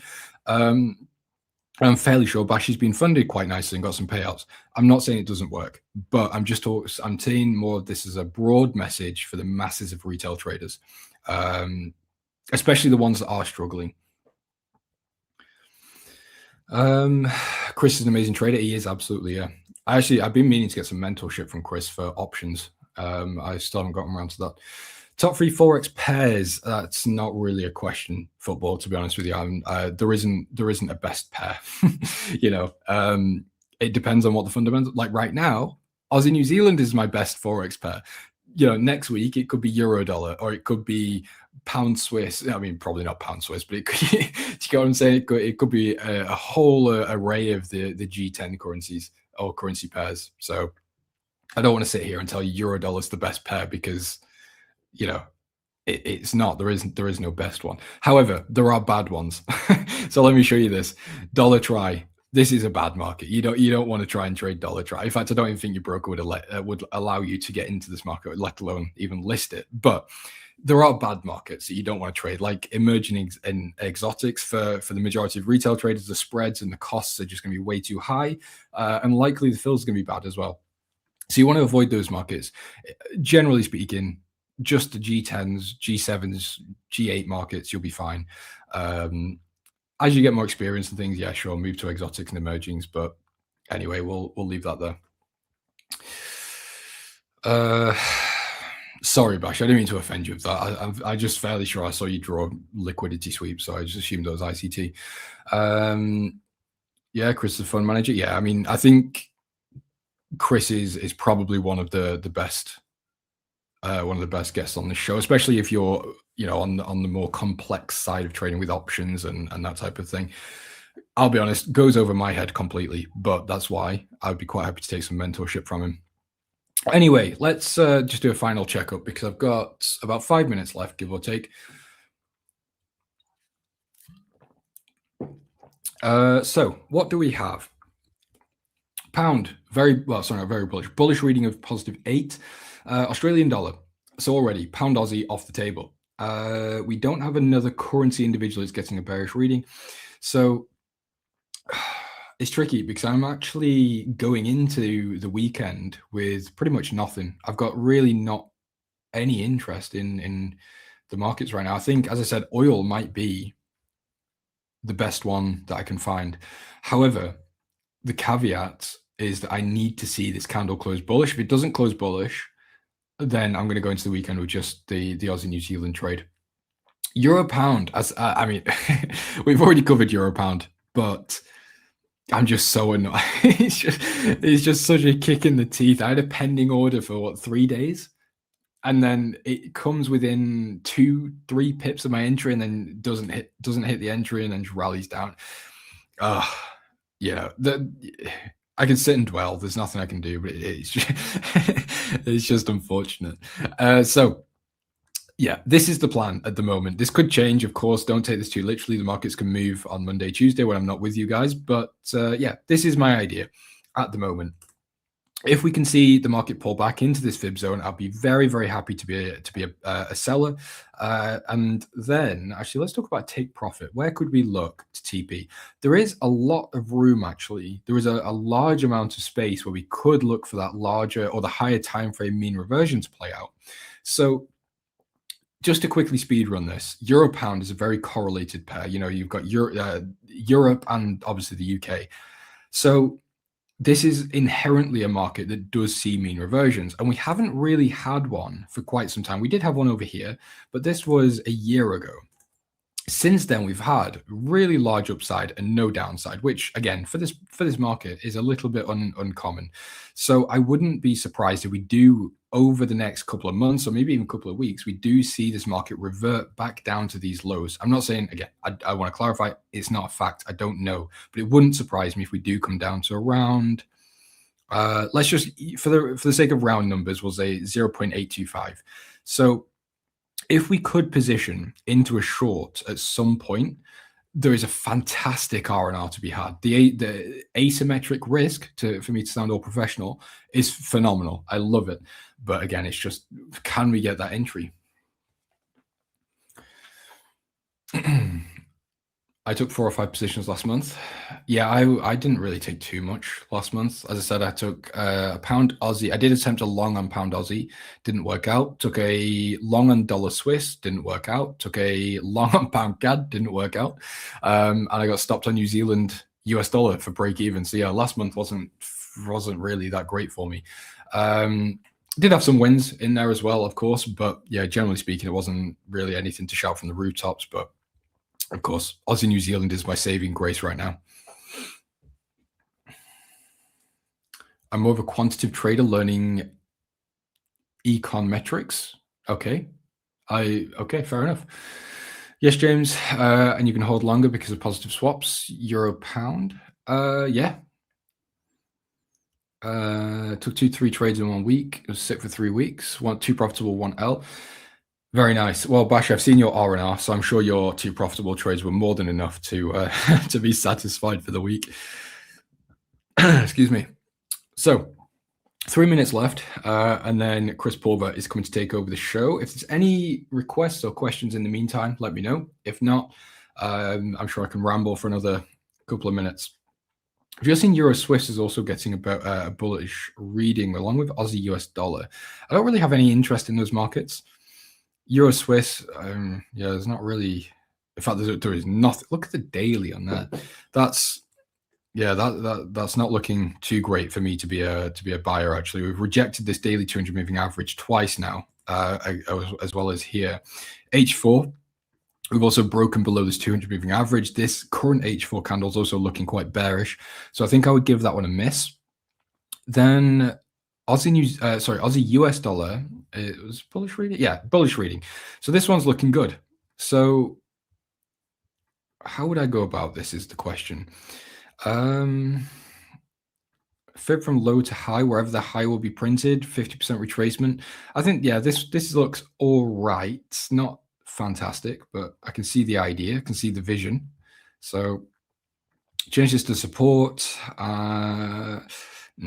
Yeah, maybe if we could get a retracement to 50%, I may attempt it. I don't mind it. Again, I'm still very bullish on the Aussie dollar, but as I've repeated multiple times, I'm cautious, a little bit worried, but it doesn't mean that I won't take any more longs if there's something great that pops up.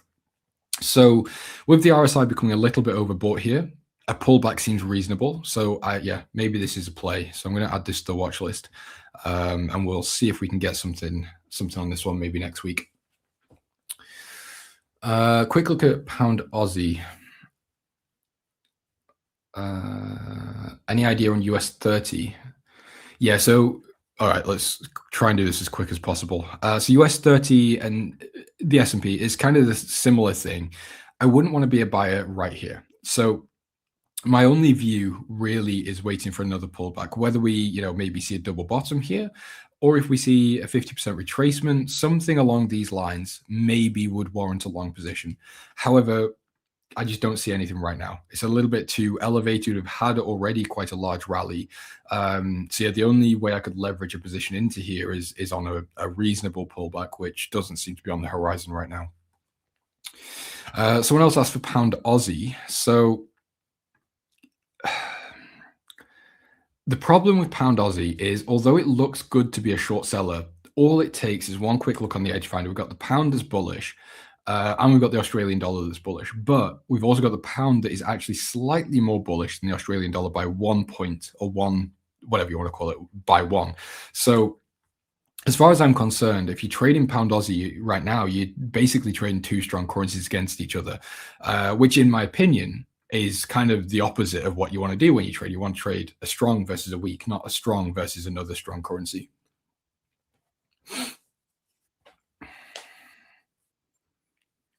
I was told to trade one thing. I guess I was lost. Yeah, I don't know. That's a topic I don't have time to go into, unfortunately. Maybe Chris will touch on it with you, but it's my time to leave. We've got Chris Pulver coming to take over the show. Ladies and gentlemen, have a fantastic weekend. Thank you for having me. Stay safe. Don't get margin called, and I'll see you all next week. If you are a swing trader and you are looking to get funded, then check out today's video sponsor, Ola Prime. Ola Prime has a challenge built deliberately for swing traders. Check this out.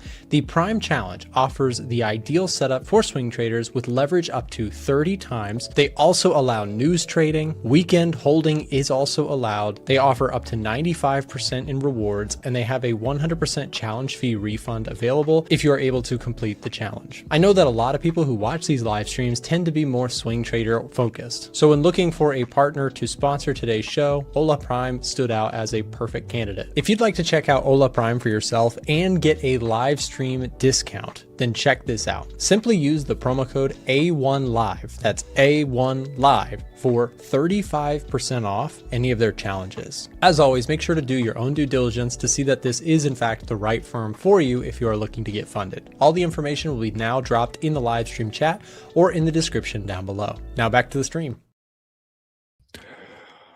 Hey everybody, happy Friday, May 1st.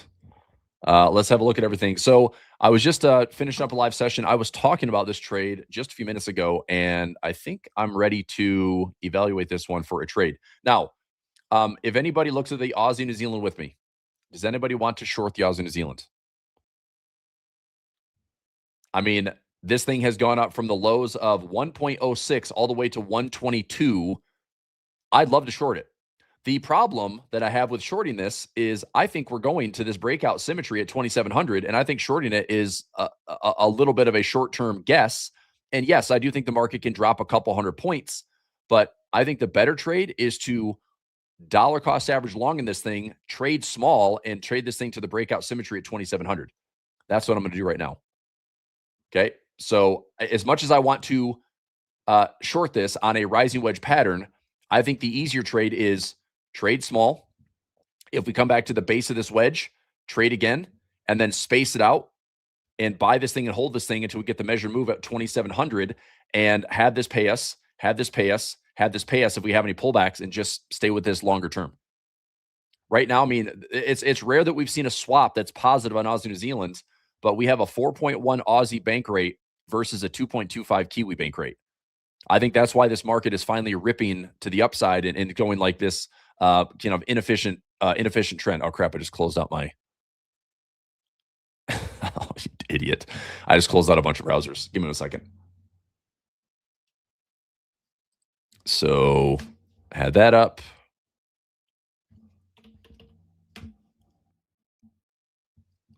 All right, let me check on a couple of trades here. I'm going to get that trade running for my OAN account. Get this ready to go, build this trade out. Okay, let me take a look at one quick trade this morning. So I have a little bear call spread and iron condor trade running for SPX. I need price to stay below 72.80 today. I'm also looking at a potential profit on XSP, which right now is up about 50 bucks. I'm going to close this thing down. I'm going to close this down for a winner. That gives me, actually, I'd love to see like more downside here. Oh, baby, just fall. Let fall nicely. This is getting better and better. There's about a $400 dead zone on this trade. If we get back to 71.30, 70.31 or 7.31, I'm going to take the profit here. This looks pretty darn good. Give me 80 bucks. That's not bad. I'll add that to my winnings on the day. So let's go 355. I got filled for 445 credit. 355. Oh, there we go. 350. Let's go, baby. 350 debit. 355. Give me about 90 bucks. It's getting a little slippery now. 360. All right. That's a quick winner. 445 minus 360. So I just grabbed 85 bucks there. I traded some earnings this week and had a nice little showing on earnings. I'll get back to this currency stuff in a second. This is going to be, look, I've got this video series on my YouTube channel. It's Keep It Seriously Simple or Trading 101. One of my favorite positions is, building off of pattern trades, low risk trading, low leverage trading, and adding to winning positions. What I'm going to treat this position like is I think that this is a long time breakout move, that we've had this range from basically parity 1.00 all the way to 1.14. So I am measuring this move all the way up to 27 or 2800. Okay. Now, we're clearly in a bit of a trend. If the market is treating this like this is an impulsive move to the upside and we have a little bit of a pause or pullback, I want to just scoop up some buy levels here and still continue to buy this thing all the way back down to like 114. So buy small, buy small, buy small, buy small. But I don't know if we get filled on all those levels. I think more than anything, we might just go sideways for a little bit and then continue up. Destination is 27 to 2800. Okay. And it's positive swap. So that's part of the reason I'm going to hold this trade. So I will get this trade up and running. I'm just making sure I'm managing some of those profits. I'm going to get a quick update out for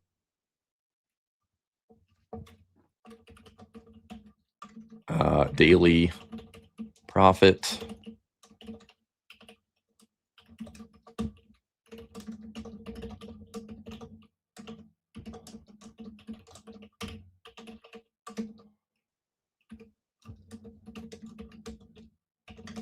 So I bought the 731 put and I sold the 740 put, 445 credit, close for 360 debit.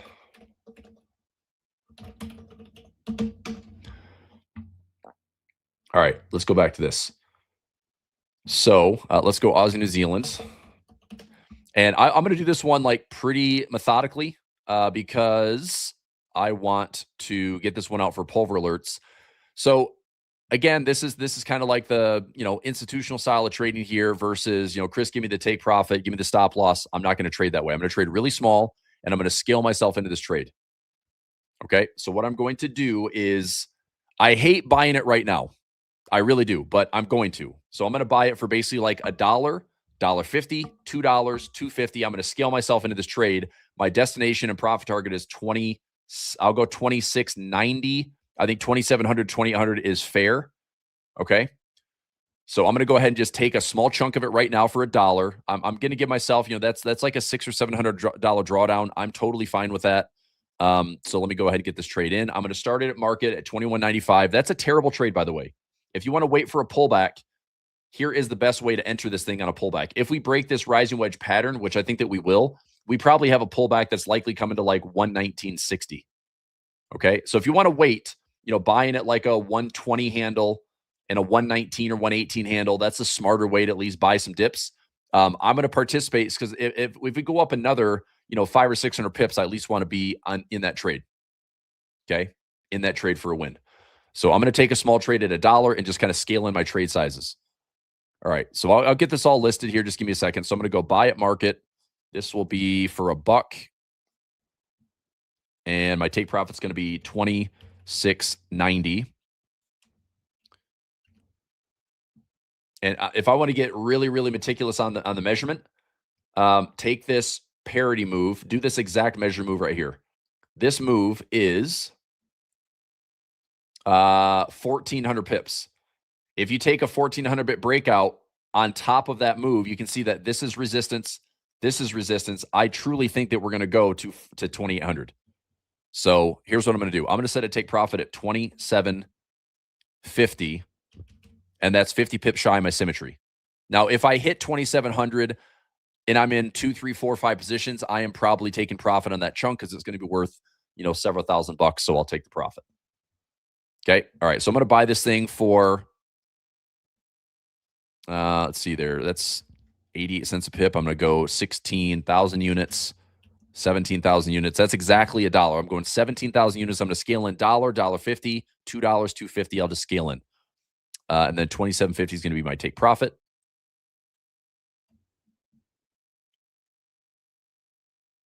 So I'm in. And now let's find my levels.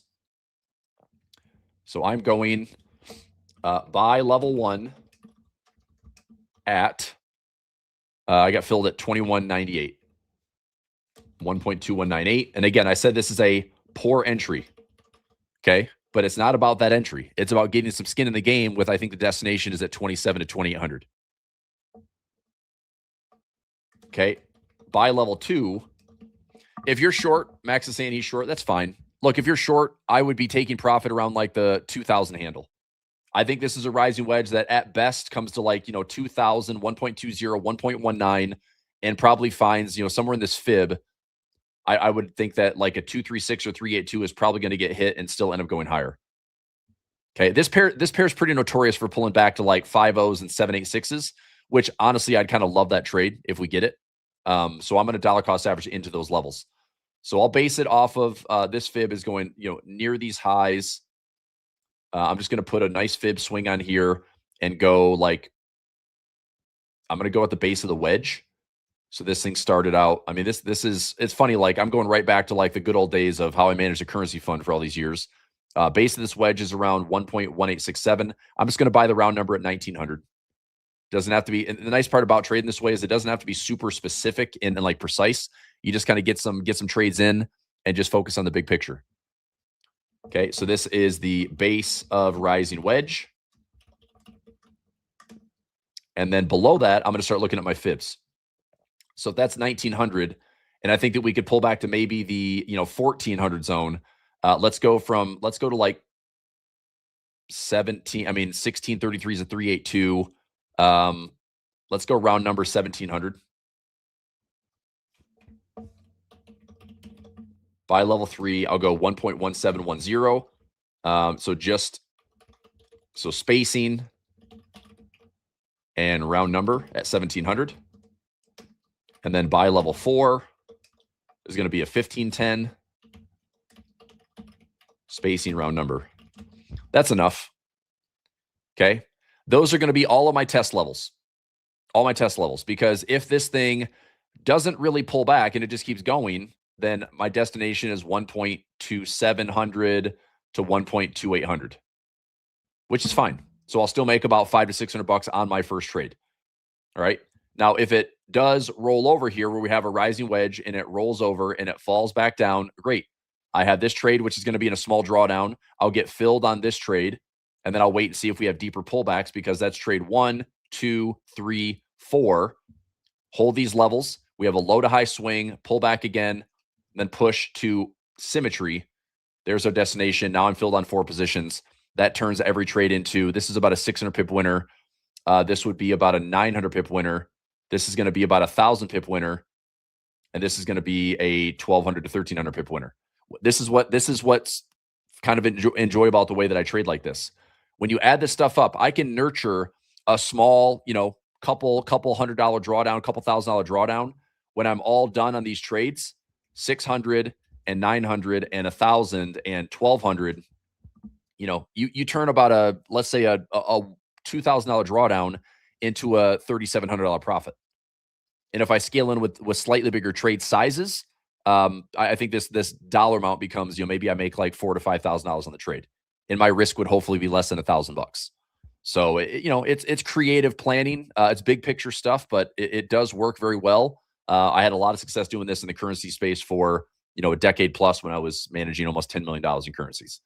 But it's not easy. Like you have to be extremely patient. You have to be. Just don't use leverage. And I know that most traders with smaller accounts are always trying to step on the gas and use that leverage. That's not me. Not for a trade like this. Okay. So I'm going to get these trades in. I've got one in already. Let me get these trades in, and I'll post this for pulver alerts as well. So I'm going to go 1900. So let's do a buy limit.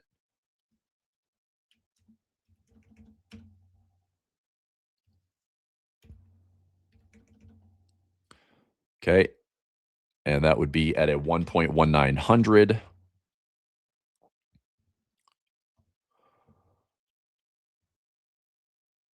And then the 1710.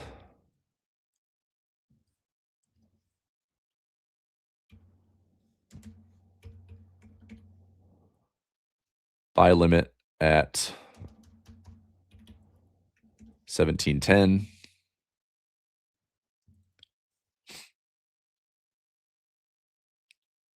And again at 1510.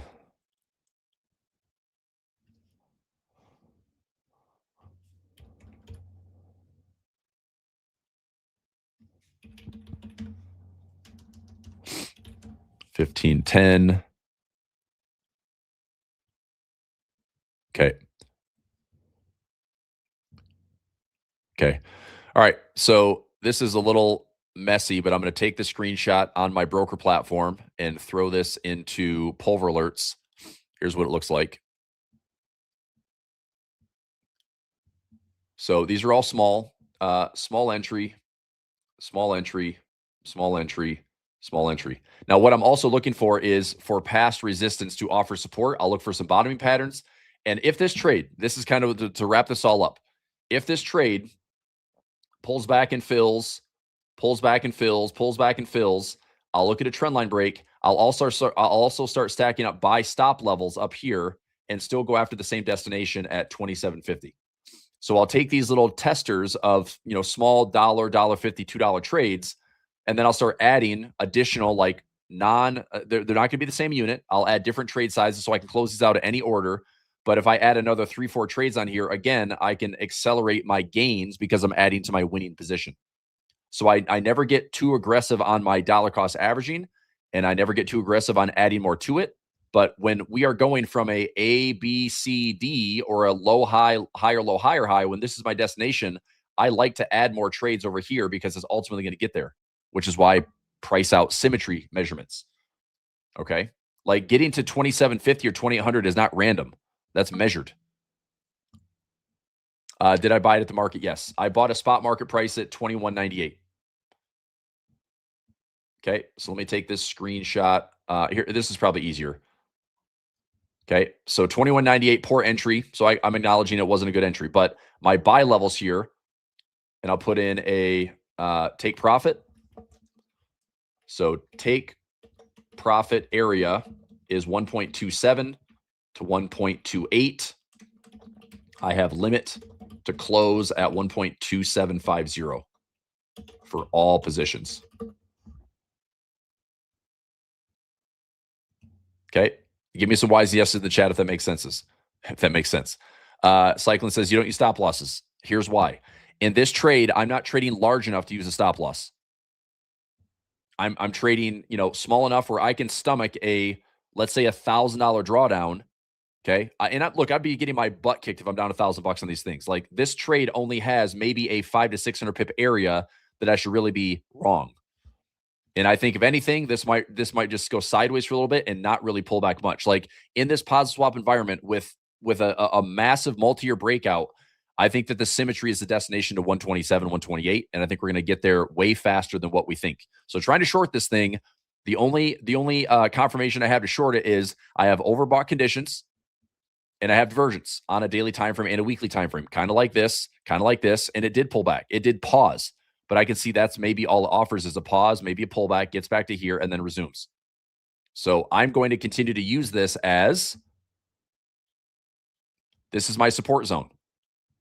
Okay. And even if we pull back to that breakout point, that's around 1.14 to 1.15. I'm still going to stay bigger picture to my symmetry at 127, 128. All right. So if you're willing, and again, if you're taking this trade with me, you're trading like a bank. You're trading like a liquidity provider in the Forex space, which is you're never using stop losses. Hedge funds don't use stop losses. Banks don't use stop losses. They have deep pockets. So if you trade small enough, you can also have deep pockets. You can trade 10-cent pips, dollar pips, 50-cent pips. You can trade like I can stomach, a 500 pip drawdown and I'm not in trouble. Manage the dollar amount. So anyway, like I said, this is a throwback for how I, manage the currency fund. I did a lot of trading like this, and it allowed me to be pretty successful. I had a lot of years that I was making, 20, 25, 30%, and it didn't take a lot of trades. It just took a lot of planning. But once I planned out a trade, I stuck with it, and usually I got these trades to pay me in, a matter of months, and it's worth it. I mean, if I can take I don't know, this adds up to be about a $5 or $6 total position.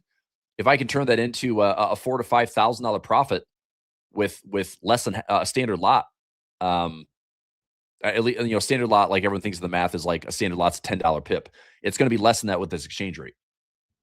I mean, I'm just saying it should be something that hopefully I can generate a few $1,000s on.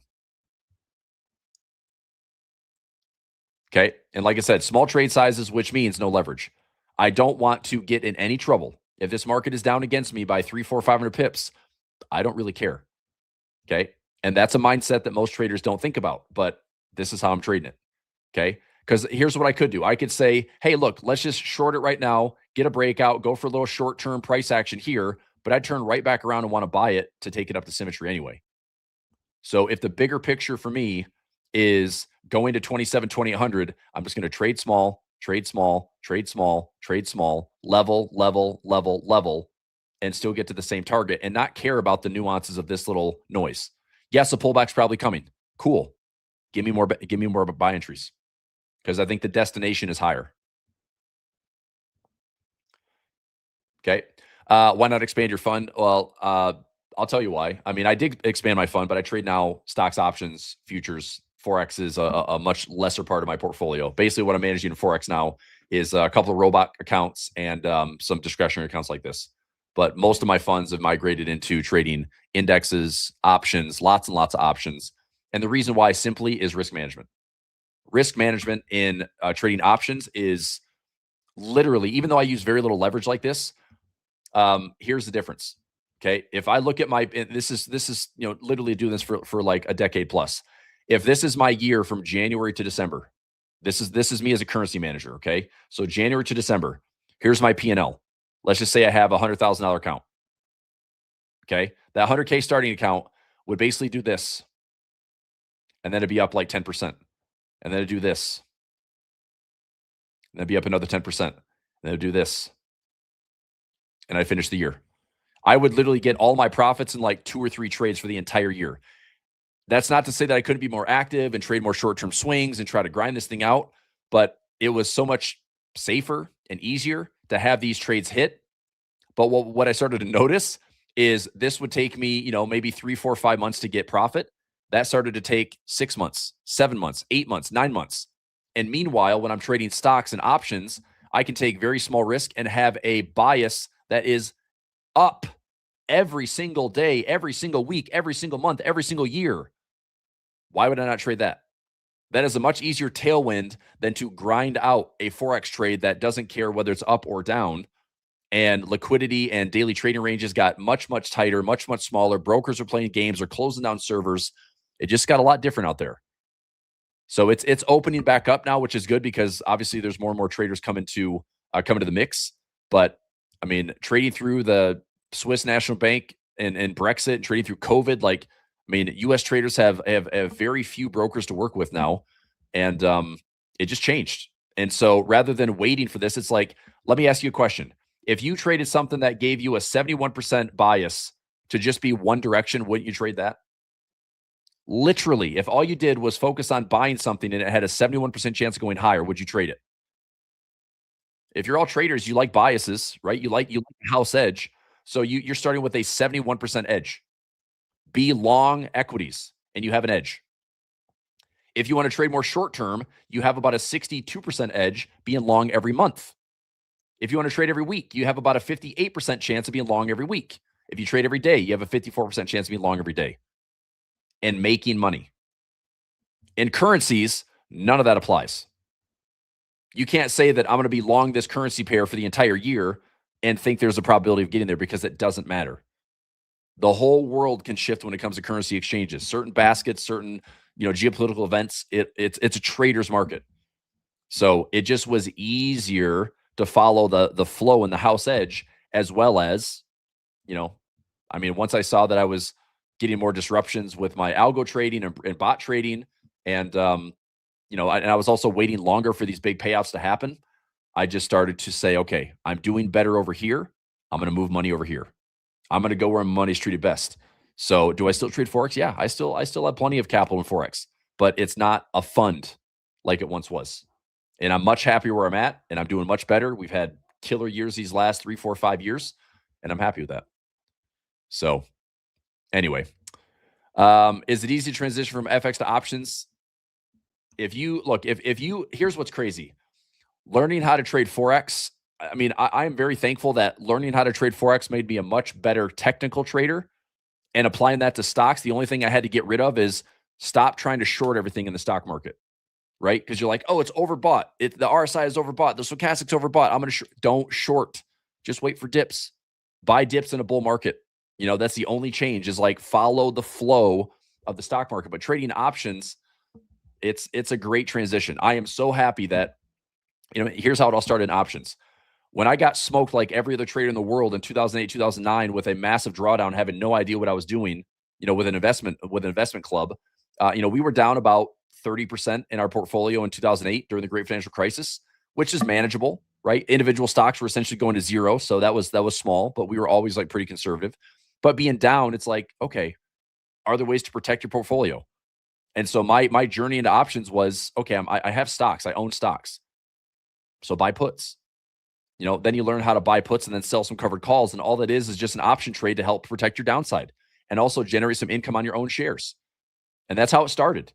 And then fast forward a couple of years where I'm realizing, well, I can trade some options. I don't even have to own the underlying stock. I can just trade the index options. I can trade individual stock options and never own a single stock and still make money. And still do it in the same environment with the same type of the same type of biases, which is it's a bullish bias.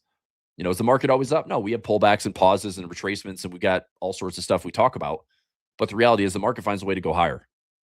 And it's really good at doing that. It's really good at going up.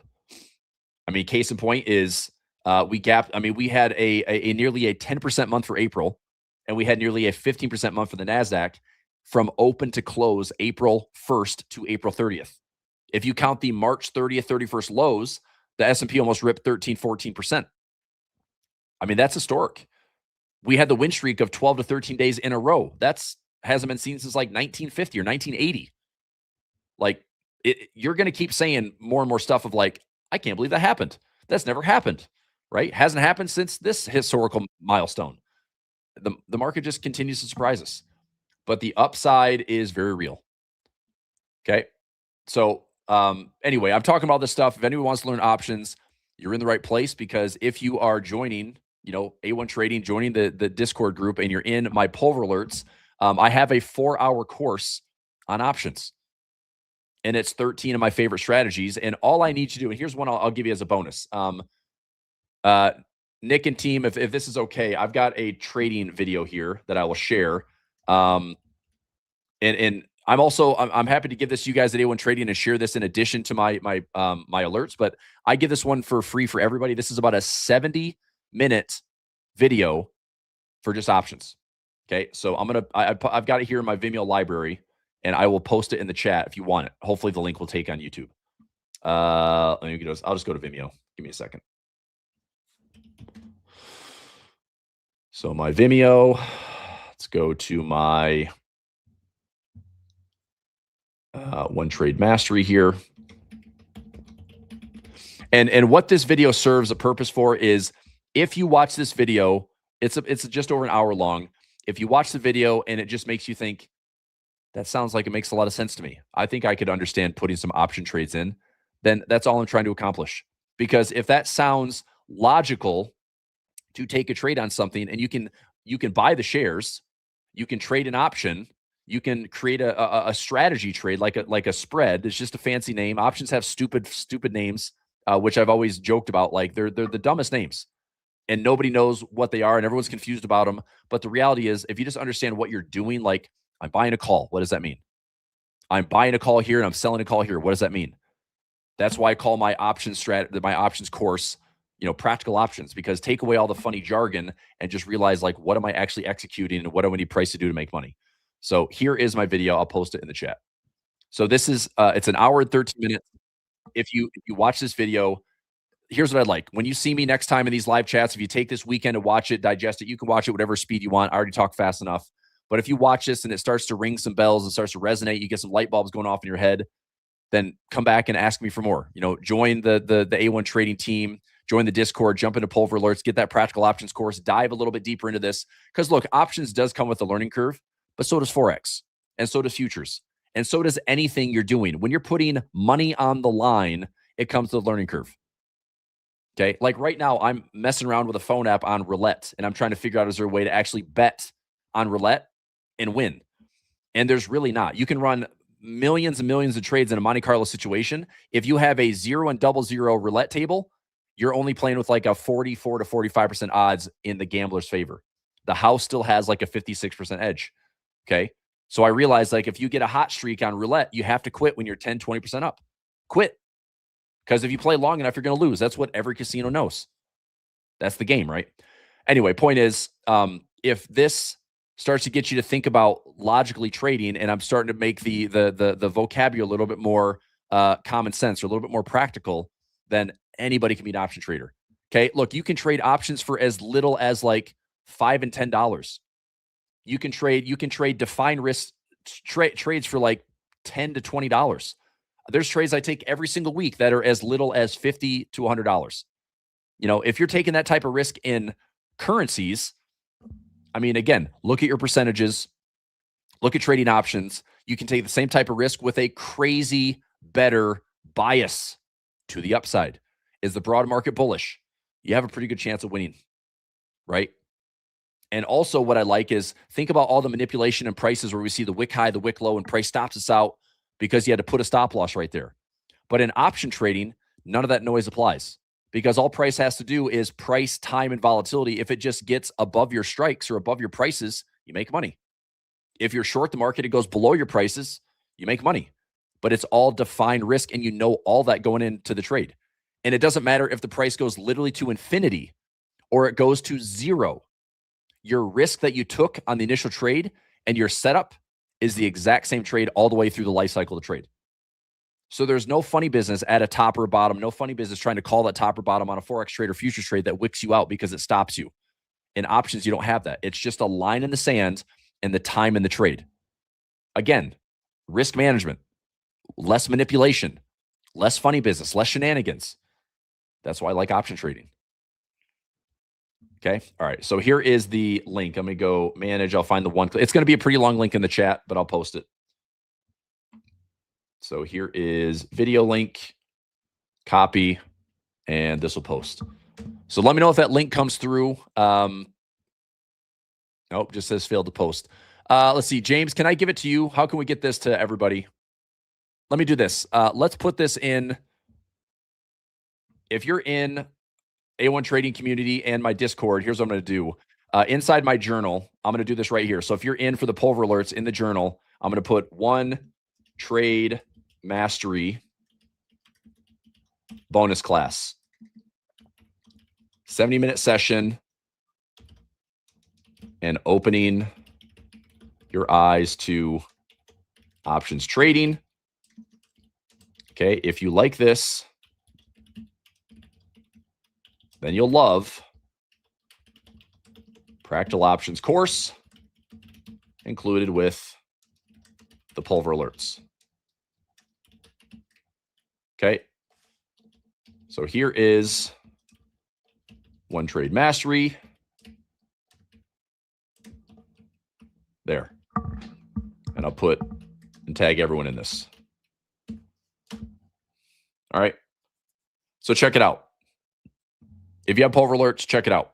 Okay. If I can, I'm totally fine giving this one trade mastery out to everybody. It just wouldn't let me post the link in the chat. So Nick or James, if I can get this to the group, I'm happy to share this with anybody that's here just for free.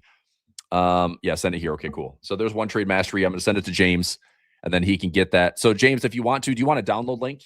You guys can take it and do whatever you want with it too. Let me give you a download link as well. So here's the download link, and then you can post it on the site. You can get people to grab it however they want. All right, cool. So what I'd say is this. If you enjoy the process of trading, if you are trying to do this better and you're trying to become a better trader, I think you owe it to yourself to, just dabble in options and see if it makes sense. As soon as my brain got wrapped around, protecting my portfolio to the downside, generating income, never owning a single stock and still making money, and doing it what I felt was safer and easier than trading currencies and trading futures. It's why I'm an option trader the way that I trade so much options right now. You know, it's how I can safely generate pretty solid returns. I mean, last year was like a 27% year, and I maintained about 50% cash in my portfolio the entire year. Now, some of you might not be excited about, 20% when you're trying to grow like a $5,000 or $10,000 account. But I also have strategies when you trade options that offer like every single day, literally every single day, there are trades that offer 3-to-1 reward to risk, 4-to-1 reward to risk, 10-to-1 reward to risk. And they're actually pretty probable. Okay. Just the last couple of days, I'm up here. I'll show you. So just the last couple of days, I put together one of my strategies here. That is, let's go. So yesterday was up about $1,160 yesterday. If I go back the last 7 days, let's see here, SPX 7 days, about $3,400 net, $3,800 in profit. Let me go the last 14 days, about $5,000. It's like, and I'm not super aggressive. I'm a pretty conservative trader. Oh crap. I'm long already.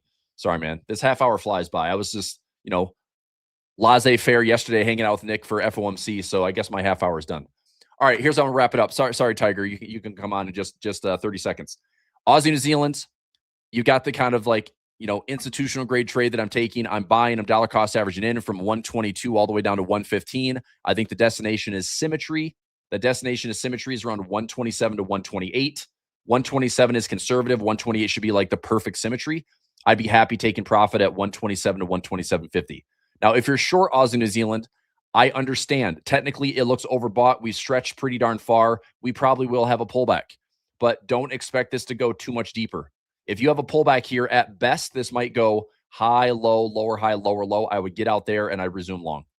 That's just me. That's my strategy. So what I'm doing is rather than trying to time this perfectly when we're clearly in a positive swap and an uptrend, I'm just going to buy it. If it goes up, that's easy money. If it pulls back, I stomach a drawdown, I buy more, I accumulate more trades, and I get my destination regardless. And I don't have to trade the market up and down. I just trade it where I think the market's going. So I'm going to try to swim with the fishes on Aussie, New Zealand to hopefully go into that breakout symmetry around 27, 2,800. All right. Thanks, Tiger. Thanks for letting me take up an extra segment. Thanks, James. And we'll see you soon. Thanks. This next segment of the live stream is proudly sponsored by the one and only Ola Prime. Ola Prime is easily one of the most impressive prop firms that I've come across with an incredibly professional team. They offer fast payouts within 1 hour, up to 95% profit splits. They have the largest number of trading platforms. I mean, just take a look at this list. They have MetaTrader 4, MetaTrader 5, TradeLocker, DXTrade, MatchTrader, and CTrader all available to their traders. And that's just for the Forex side. On the futures side, they have DX Futures currently with Tradeovate and NinjaTrader coming soon. Ola Prime has one of the widest selections for challenges and funded accounts that I've come across, with a wide range of account balances you can choose from, like 5 all the way to 200K. And just take a look at the variety of different challenges you can choose from to fit your trading style. They have a 1-step or 2-step pro accounts. They have the 1-step prime, 2-step prime, direct accounts, Ola Prime, 1 challenge. I mean, you have a wide selection here. And the reason this is so important is that you as a trader have a unique style. Everyone does. And finding the right challenge to meet your criteria is very important. If you go through their website, which I encourage you to do so using the link dropped in the live stream chat right now, you can explore in full transparency all of the different account types, all of the rules, etc. They also offer news trading and weekend holding, and they have direct and challenge accounts available. For a limited time, stream viewers get extra discounts using the promo code that you see on your screen right now, and also through the link and promo code being shared in the live stream chat. Take your trading to the next level with Ola Prime. Now back to the live stream. Well, what's going on, everybody? Happy Friday. Great day by default, as always. May 1st. Yeah, we've made it through a third of the year successfully. We're all still here. We're still hanging. So hopefully you guys are learning some things first third of the year that are helping out your trading. That's really that's really what our goal always is here. So keep it up. It's a process. It's a marathon, not a sprint. So anyway, getting into today, ladies and gents, we did have just the one little piece of U.S. data that there was, more of a medium impact event. And it depends on the calendar you look at. Some calendars look at the PMI as a red folder event. Some look at medium as far as orange. So Nevertheless, though, did have a miss on the forecast. Now, it remained the same. So when it comes to the PMI numbers, we're still comfortably in expansionary territory, really anything over that 50 baseline. But we missed the forecast, right? So it stayed exactly the same. So really the way that should affect the dollar over here is we should get a red box over here whenever this updates. If I update it, maybe we'll see if it's updated at this point. I guess it's been a little while since I refreshed it because we were at 55%. And yeah, it looks like we're still there. So that'll update at some point. But yeah, hey, look, the dollar was already kind of neutral anyway. So not really very strong, not really very weak from a fundamental perspective. And then, of course, you throw on top of it the ceasefires, where the money is a little bit, just a tiny bit on the risk on side at the moment, I would say. Taking a look at things like the VIX, you can see we have gotten quite the drop of late over the last week and a half or so. So the volatility, the fear in the markets, if you will, is dissipating to a point, and so is the Dixie. Kind of shows over here as well. Dollar going down, and just as a refresher, we hit at once upon a time, we hit that daily demand for a bounce, the 4-hour demand for a bounce confluence, and that's where we get that spike up. So now we're just kind of retracing our steps a little bit, really, since yesterday. Yesterday we were as high as 99, and now we're all the way down at 97.8 as we speak. So let me know, guys, if you have any specific tickers you'd like me to look at. I've got a couple here. I've got a few alerts we could take a look at. And we did have this yen intervention article come out this morning, guys. If you're paying attention to the yen pairs, you'll see that we did have another spike. This is 2 days in a row. Spike to the downside on dollar yen. So a spike up in the value of the yen itself. But I was just kind of digging through here earlier. Japan's top currency diplomat said that positions remain in markets. Let's see here. Putting traders on notice of possible further strikes to bolster the yen during the holiday period. So interesting article, guys. We could definitely be seeing some more yen intervention coming up in the very near future. Let's take a look at dollar yen on that note and see where we're at. Because as far as the edge finder, I do believe, let me just click on it real quick. I do believe we got a little bit of goodies. Let me go look at my other screen over here. Dollar yen has, looks to me like it's basically fallen off. So we're back to neutral territory again. But I will say it's interesting to see that silver popped back on the list. Now it's got to refresh itself. I'm just looking off screen at my other computer over here. But yeah, we've got a little bit of a bearish look to silver. So it's just barely tall enough to ride the ride. So we'll take a look at that in a minute. But first, for dollar yen, remember, I had been talking for a while about this overhead weekly supply, and that's basically right at the spot where they're pretty well intervening. I mean, taking a look at this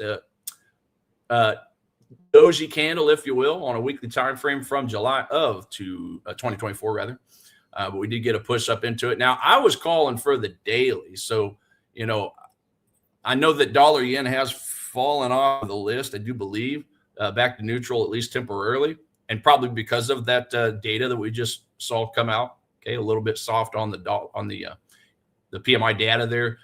Dollar yen has fallen off. So I still remain interested just to see. Now, probably not going to make it up there at this point, but I was looking at an intervention level at the 161.25 level, 161 and a quarter, because that's where that daily supply kind of came in. But we may well not get there. But if we happen to get dollar yen back on the bullish, I still do see a little bit of a discount down here, or quite a bit of a discount down to the 155 level. I just really like this area of demand because this is daily. Having a look at the daily zone down here, and then we've obviously got some confluence within. So we got a 4-hour, I do believe, a couple 4-hour and a 1-hour zone confluences inside. So we're not quite down there yet. Again, we had that big drop yesterday. Looking at the 4-hour chart here. Big drop yesterday, and then now we've had another really nice size drop while we were all sleeping here in the States. So, it's a little disappointing to see it fell off. Obviously, that PMI data didn't help, but if it would have stayed on, I would definitely be interested in a bounce. Now, it still may bounce without us just because of the fact that it's collecting some unfilled orders at this point. But at this point, it's going to be off my list. You can see I've got an alert there. So I would still expect some type of a bounce or rebound where I do have my alert set up, but going to sit on my hands because that data pushed it to neutral. So that's dollar yen. Let's see here. And just flip it back over here to my cheat sheet. Yeah, intervention article. Netflix, guys, believe it or not, I'm still in that trade. That thing is just hanging on for dear life. That currently remains the only trade I'm in. Netflix. And it's just basically, hanging on from this weekly demand that I had drawn up. So taking a look at the weekly zone over here. Again, guys, supply demand works the same in all the assets so long as it has a pulse. Okay. So we're actually at the upper end now of that weekly demand. So that's where we stand. I do like that we are kind of getting on an hourly chart. We're starting to get a series of higher highs and higher lows coming out of that. Remember, it only missed kicking me out by a few points. So we'll see how that works. I still like the overall look, just kind of a Chinese walk, if you will, or cup and handle if you're looking at this thing from a patterns perspective. Definitely see this thing just kind of swinging back to the upside to kind of complete that. So that's really the goal. That's what I'm looking for, and I'll just sit on this thing. Swaps, spreads, none of that's really too expensive for the brokers I have or the broker I'm using. I'm actually using this on my Ola Prime account, guys, my Ola Prime Challenge account. So that's where I have access to these stocks. So as always, guys, if you are looking for some discounts on StockBox, I know I've been talking a lot about it lately, but that's just to bring it a little bit to the forefront. We are a currency channel on this specific channel, but definitely check out Trader Nick's stock videos over on his Trader Nick Stocks YouTube channel. And then consider checking this thing out. It's really cool. Okay. It does the same stuff, just the same stuff as the Edge Finder does, just specifically with stocks. So that's where I'm at. And I totally forgot to tell you guys, I was actually in a pound dollar long the other day. I think I failed to mention it yesterday, but I did actually take like $15. So it's kind of funny. Profit on this thing. I had bought on this zone of demand, which started out as a 4-hour demand. I'm talking about this one right here. If I just kind of zoom in now, when I got into this trade, it was on this bounce, but when we rolled back over, that was about the time on Wednesday where we had some data coming out. And I just did not feel comfortable staying in this trade. And it was due to obviously the FOMC rate. That's what it was. The FOMC statement. So I actually just before, and this is Central Standard Time, by the way, so just at an hour. But just shortly before, maybe 15 minutes before, I went ahead and moved my stop loss on this thing to just to hit a break even. The cup of coffee trade, I call it. Okay. Enough to pay my swaps, my fees, spreads, all that fun stuff. And just it ended up wicking down. Ironically, it wicked down to click me out, but it turned around and went in my favor. But the thing is, with those Fed statements and a lot of these high impact red folder events, NFP reports, things of that nature, I just didn't see the need to take a needless loss on this thing. Now, it just so happened it went in my favor, but that's just another form of reward risk management, guys. If price is right there at the start, if you're just a few bucks in profit and you don't know where the heck this thing's going to go when a release comes out, it's just good just to move it to break even, or as I say, a cup of coffee trade so that you can at least cover your swaps and your spreads and all that, or fees, I should say. So a whole $15. Are you proud of me? So that it goes along with JP Morgan paying me the $600 or whatever it was. So that's been my week so far. And then this Netflix trade is one I opened last week. So I'm just going to let it run. Okay. At the end of the day, the swaps, the fees aren't really that much. I think I paid like $10 in fees or something. I'm just going to let it roll. Time to look for buys on dollar yen. Yeah, Biggie. I agree. But it is just a little disappointing that it fell off the list. And again, that was due partially to today's report on the PMI data. Okay. So still expansionary, but did not raise like the economist had predicted. So as a result, dollar yen is now a neutral +3. Technicals, yeah, clearly it's given us a -1, the moving average crossover that Nick uses in the algorithm. So yeah, we're getting a -1 on that sentiment, and then we did lose a little bit on the eco. Okay, so that's where we're at. A little bit of a change on the tech, a little bit of change on the eco. So it'd be nice to see if we can flip this thing back around. I mean, look, I don't want to catch a falling knife at the end of the day. But if I had to catch a falling knife, I do like this area. So I think what I'll end up doing is just wait till it comes down to this 155 area. And if and when it does, and again, if and when Edgefinder turns around and gives us a bullish signal again from some other data and such, then I think what I'm going to end up doing on this thing is just waiting until we get a drop into the zone. And I may just do this on a 4-hour time frame. I'll wait till we just kind of get some. Let's draw it like this. I'll show you exactly what I'm looking for. Okay. Get a little bit of a drop in, and then what I want to see is a break of structure. So this little swing high, I just want to see it just go a little higher. If it goes a little bit higher, this is just a little bit of a confirmation. What does this do? This creates a new impulse leg. Why do I call this an impulse leg? Well, because it broke that structure right there. If it breaks that structure and closes, this is looked at as what most people would call a change of character. I just call it a break of structure. It's breaking a structure to the upside. So if that means that this is a new impulse leg right here, would be impulse leg, well, that's where I'd be wanting to look for a discount into a demand. Okay. I don't want to just buy up here just because it broke structure, because quite often it'll just turn around and reverse. Well, when it reverses, like it does quite a bit, that's where I'll be looking for a newly created zone of demand somewhere in this area, preferably even right at this area, because we've got now a double bottom over here, okay, that we could take advantage of, meaning support, former support possibly becoming support again. And then, look for a buy to the upside. So this is exactly the way I would want to map it out. Find a newly created zone of demand right here. But the important piece is this, and I know I've showed you guys this in the past, make sure that it doesn't just create a double top and reverse. I want it to break and close above this swing high.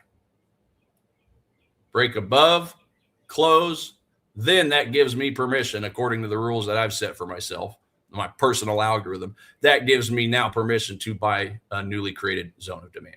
So it's going to be higher than the original higher time frame zones, but this is at least confirming that it's at least attempting to start a new series of higher highs and higher lows. And then from there, depending on how the price action shakes out, this is where we can decide if we want to be aggressive and put our stop loss below this newly created zone of demand. Below this new demand zone right here. Do we want to be real aggressive, have a really strong reward risk, or do we want to be a little conservative, understanding that we still have some zones below of liquidity that could be attacked or swept? Obviously, the safest thing to do, in lieu of that giant drop we had from the intervention from yesterday, the safest thing to do, highest probability as far as making money on this trade, probably going to be to just leave it underneath the whole set of zones, all these zones over here.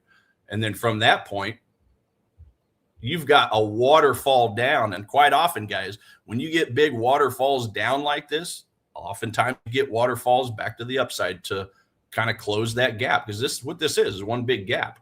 And from here, we have an easy profit target right here, because we got a supply zone. Right before we had the drop, and I said yesterday, but I meant to say Wednesday morning. Or no, I guess that was, I should say Thursday Asia session. We had a consolidation. We had a basing structure create itself. And remember, that happened a little bit deeper into the weekly supply zone from 2024 that I pointed out. So that to me presents a really good reward risk ratio, even with being ultra conservative and putting our stop loss all the way down here. So let's map that out. Okay, that's going to basically, we'll call our entry here off that demand zone. Okay, 188 pips. Is that right? No, I think I looked at that wrong. Yeah, 100. It's a lot of pips. It's 180 pip stop loss, but you're looking for a return to 452 pips. We'll just call it, because obviously the goal would be to sell out, or at least lock in some gains before you hit that supply zone right there.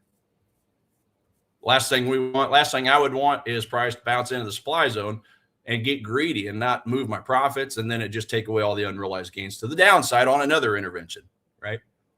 These interventions kind of come in waves at times when they do happen. Again, I showed you guys that Fred website yesterday, the Federal Reserve of St. Louis.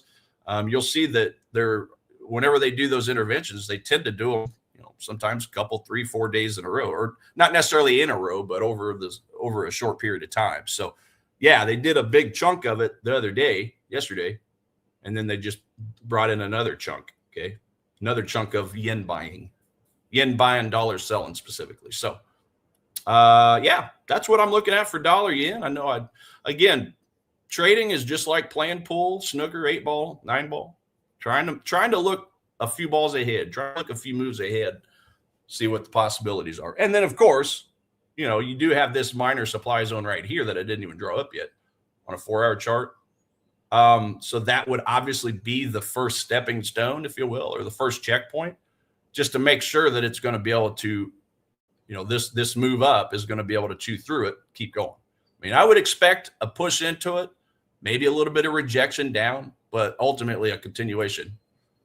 And if they step back in with some more intervention activity, then that trades off the table. But we'll lock in a stop loss and just keep losses small, or maybe even just kind of stair step the stop loss up. So that's a little bit about dollar yen. Hopefully I didn't over explain that. Rafael, euro yen. What else we got up here? Yeah, euro yen. Let's take a quick look at that for you. Go back over here. Euro yen neutral -2. My nose is itching like crazy. So we'll take a look at this thing on a technical chart and see what we got. Daily on the right. All right. So, and this is going to be very similar to what I just showed for the dollar yen. Let's clean this up a little bit. Daily, that's out of the picture. So yeah, kind of stuck in the middle. We got the intervention threats dropping these pairs. And also the fact that, okay, well, I will say this. When it comes to euro yen, we did have our ADMA pushed down below our 21. So when we're just looking at kind of a little bit of odds enhancer on the front of moving average crossovers and such, this is actually giving us a little bit of a downtrend. I didn't look. What did that look like on dollar yen? Okay, so dollar yen is crossed down as well. Okay, so this again is why I want to rely on Edge Finder and wait to see if these zones of demand actually push price up to give me that new series of higher highs and higher lows, break that structure to the upside. That's just a little more of a confirmation entry, guys. It beats just putting on a limit order or just buying just because it hits a price point and crossing your fingers. That's why I love these confirmation entries so much, is because it basically is taking away half of the question that you have, because the question is, are we going to actually reverse? Well, if it's at least breaking that first series of structures, that's half the confirmation. I would say half. It's not 100% because it could very well turn around and just keep going down. But that's just where it makes it a little easier. It takes off just a little bit of the risk. But yeah, just going back to euro yen, it's going to be kind of a similar picture. We do have our moving averages flipping back to the south, okay, flipping down to the downside, and rightly so for euro yen because it is -2. The dollar, I do believe, is still a little bit stronger than the euro last time I checked. So just double check that real quick. So dollar, yeah, dollar. Okay, so they're basically the same, which again, that dollar one should update. Actually, it's going to be a little less. So they're pretty well the same. The point is with euro yen, okay, the euro being 50, the yen being the stronger of the currencies, that definitely keeps the bearish move intact, unlike the dollar yen. Okay, if we're trying to buy dollar yen, you got to keep in mind that it's pretty neutral while the yen is still technically quite strong right now.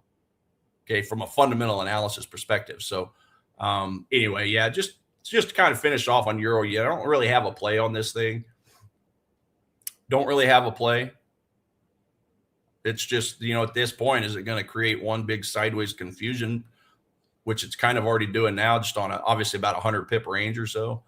I need to see it break out of that range to the downside and see if we get any more euro weakness or dollar strength. If that happens, then, you know, we can look at this a little further into the future. I don't think I really have anything for you right now.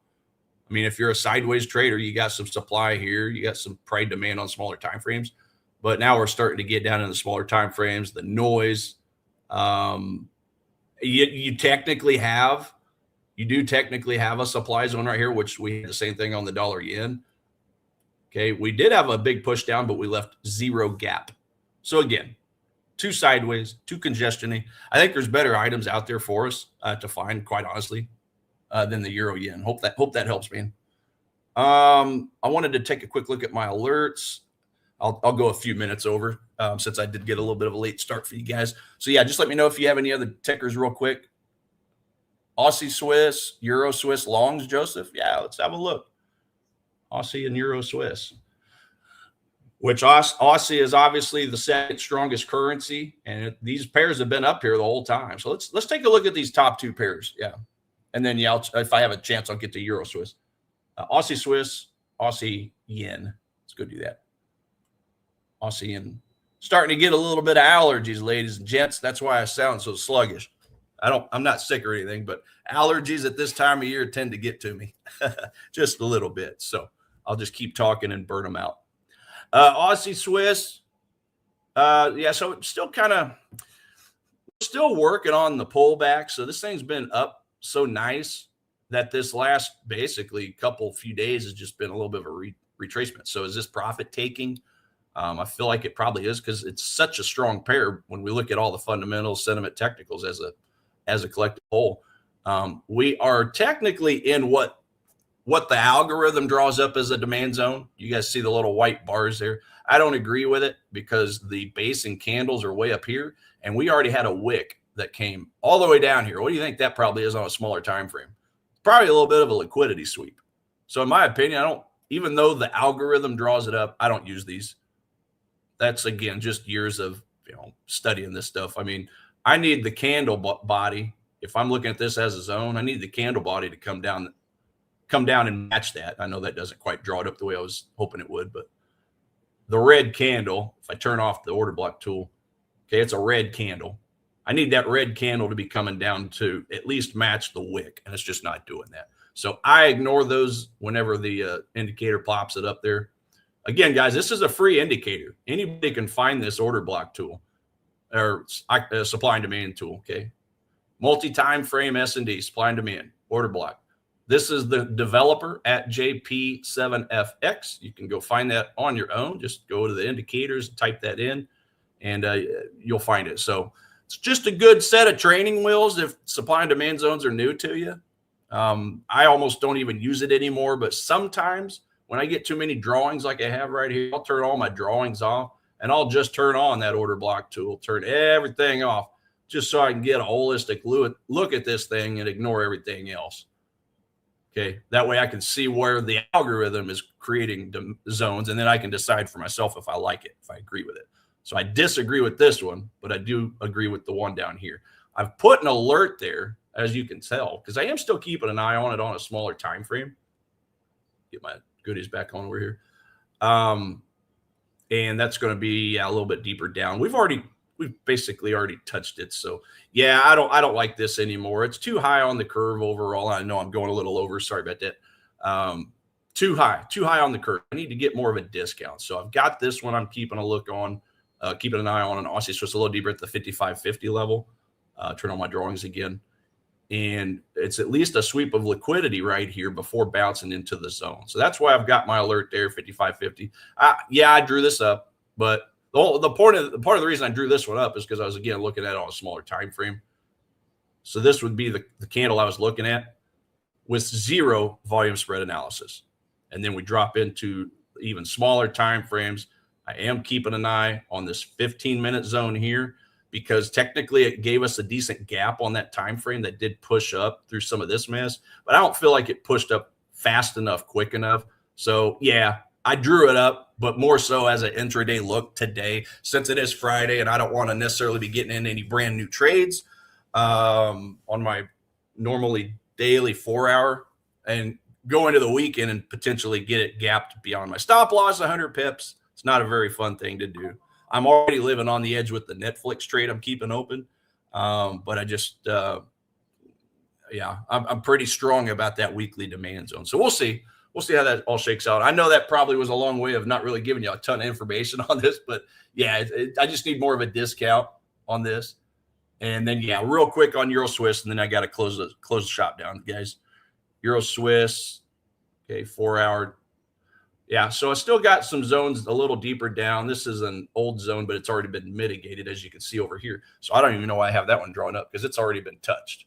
So all this is old news. Keep an eye right here on this 2 hour zone of demand. If I look over here, back to the left, okay, right here, this is the one I'm keeping an eye on presently, where we did have a base. We had a couple expanded range candles come up that broke and closed above structure, gathered itself, kept going. So that's currently where I'm looking at for Euro Swiss.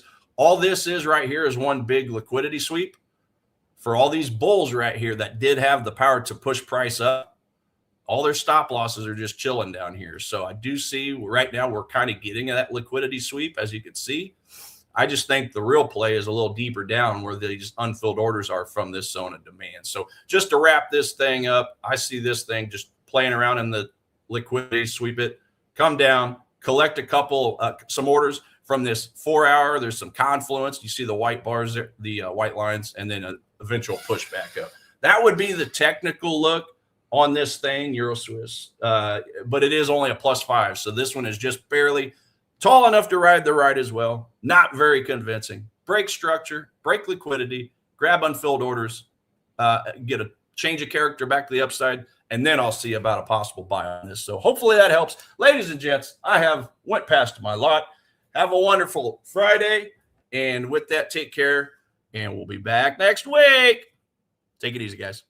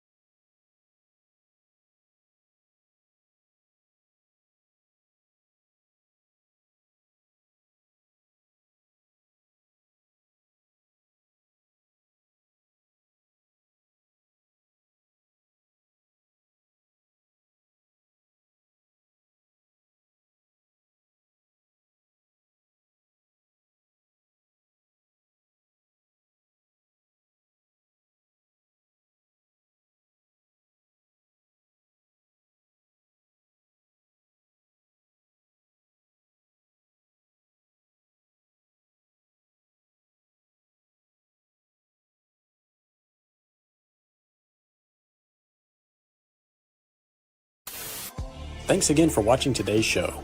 Our goal at A1 Trading is to continue to share free value to our audience through daily videos and articles, keeping you up to date with the latest market coverage. If you enjoy our content, make sure to subscribe for more.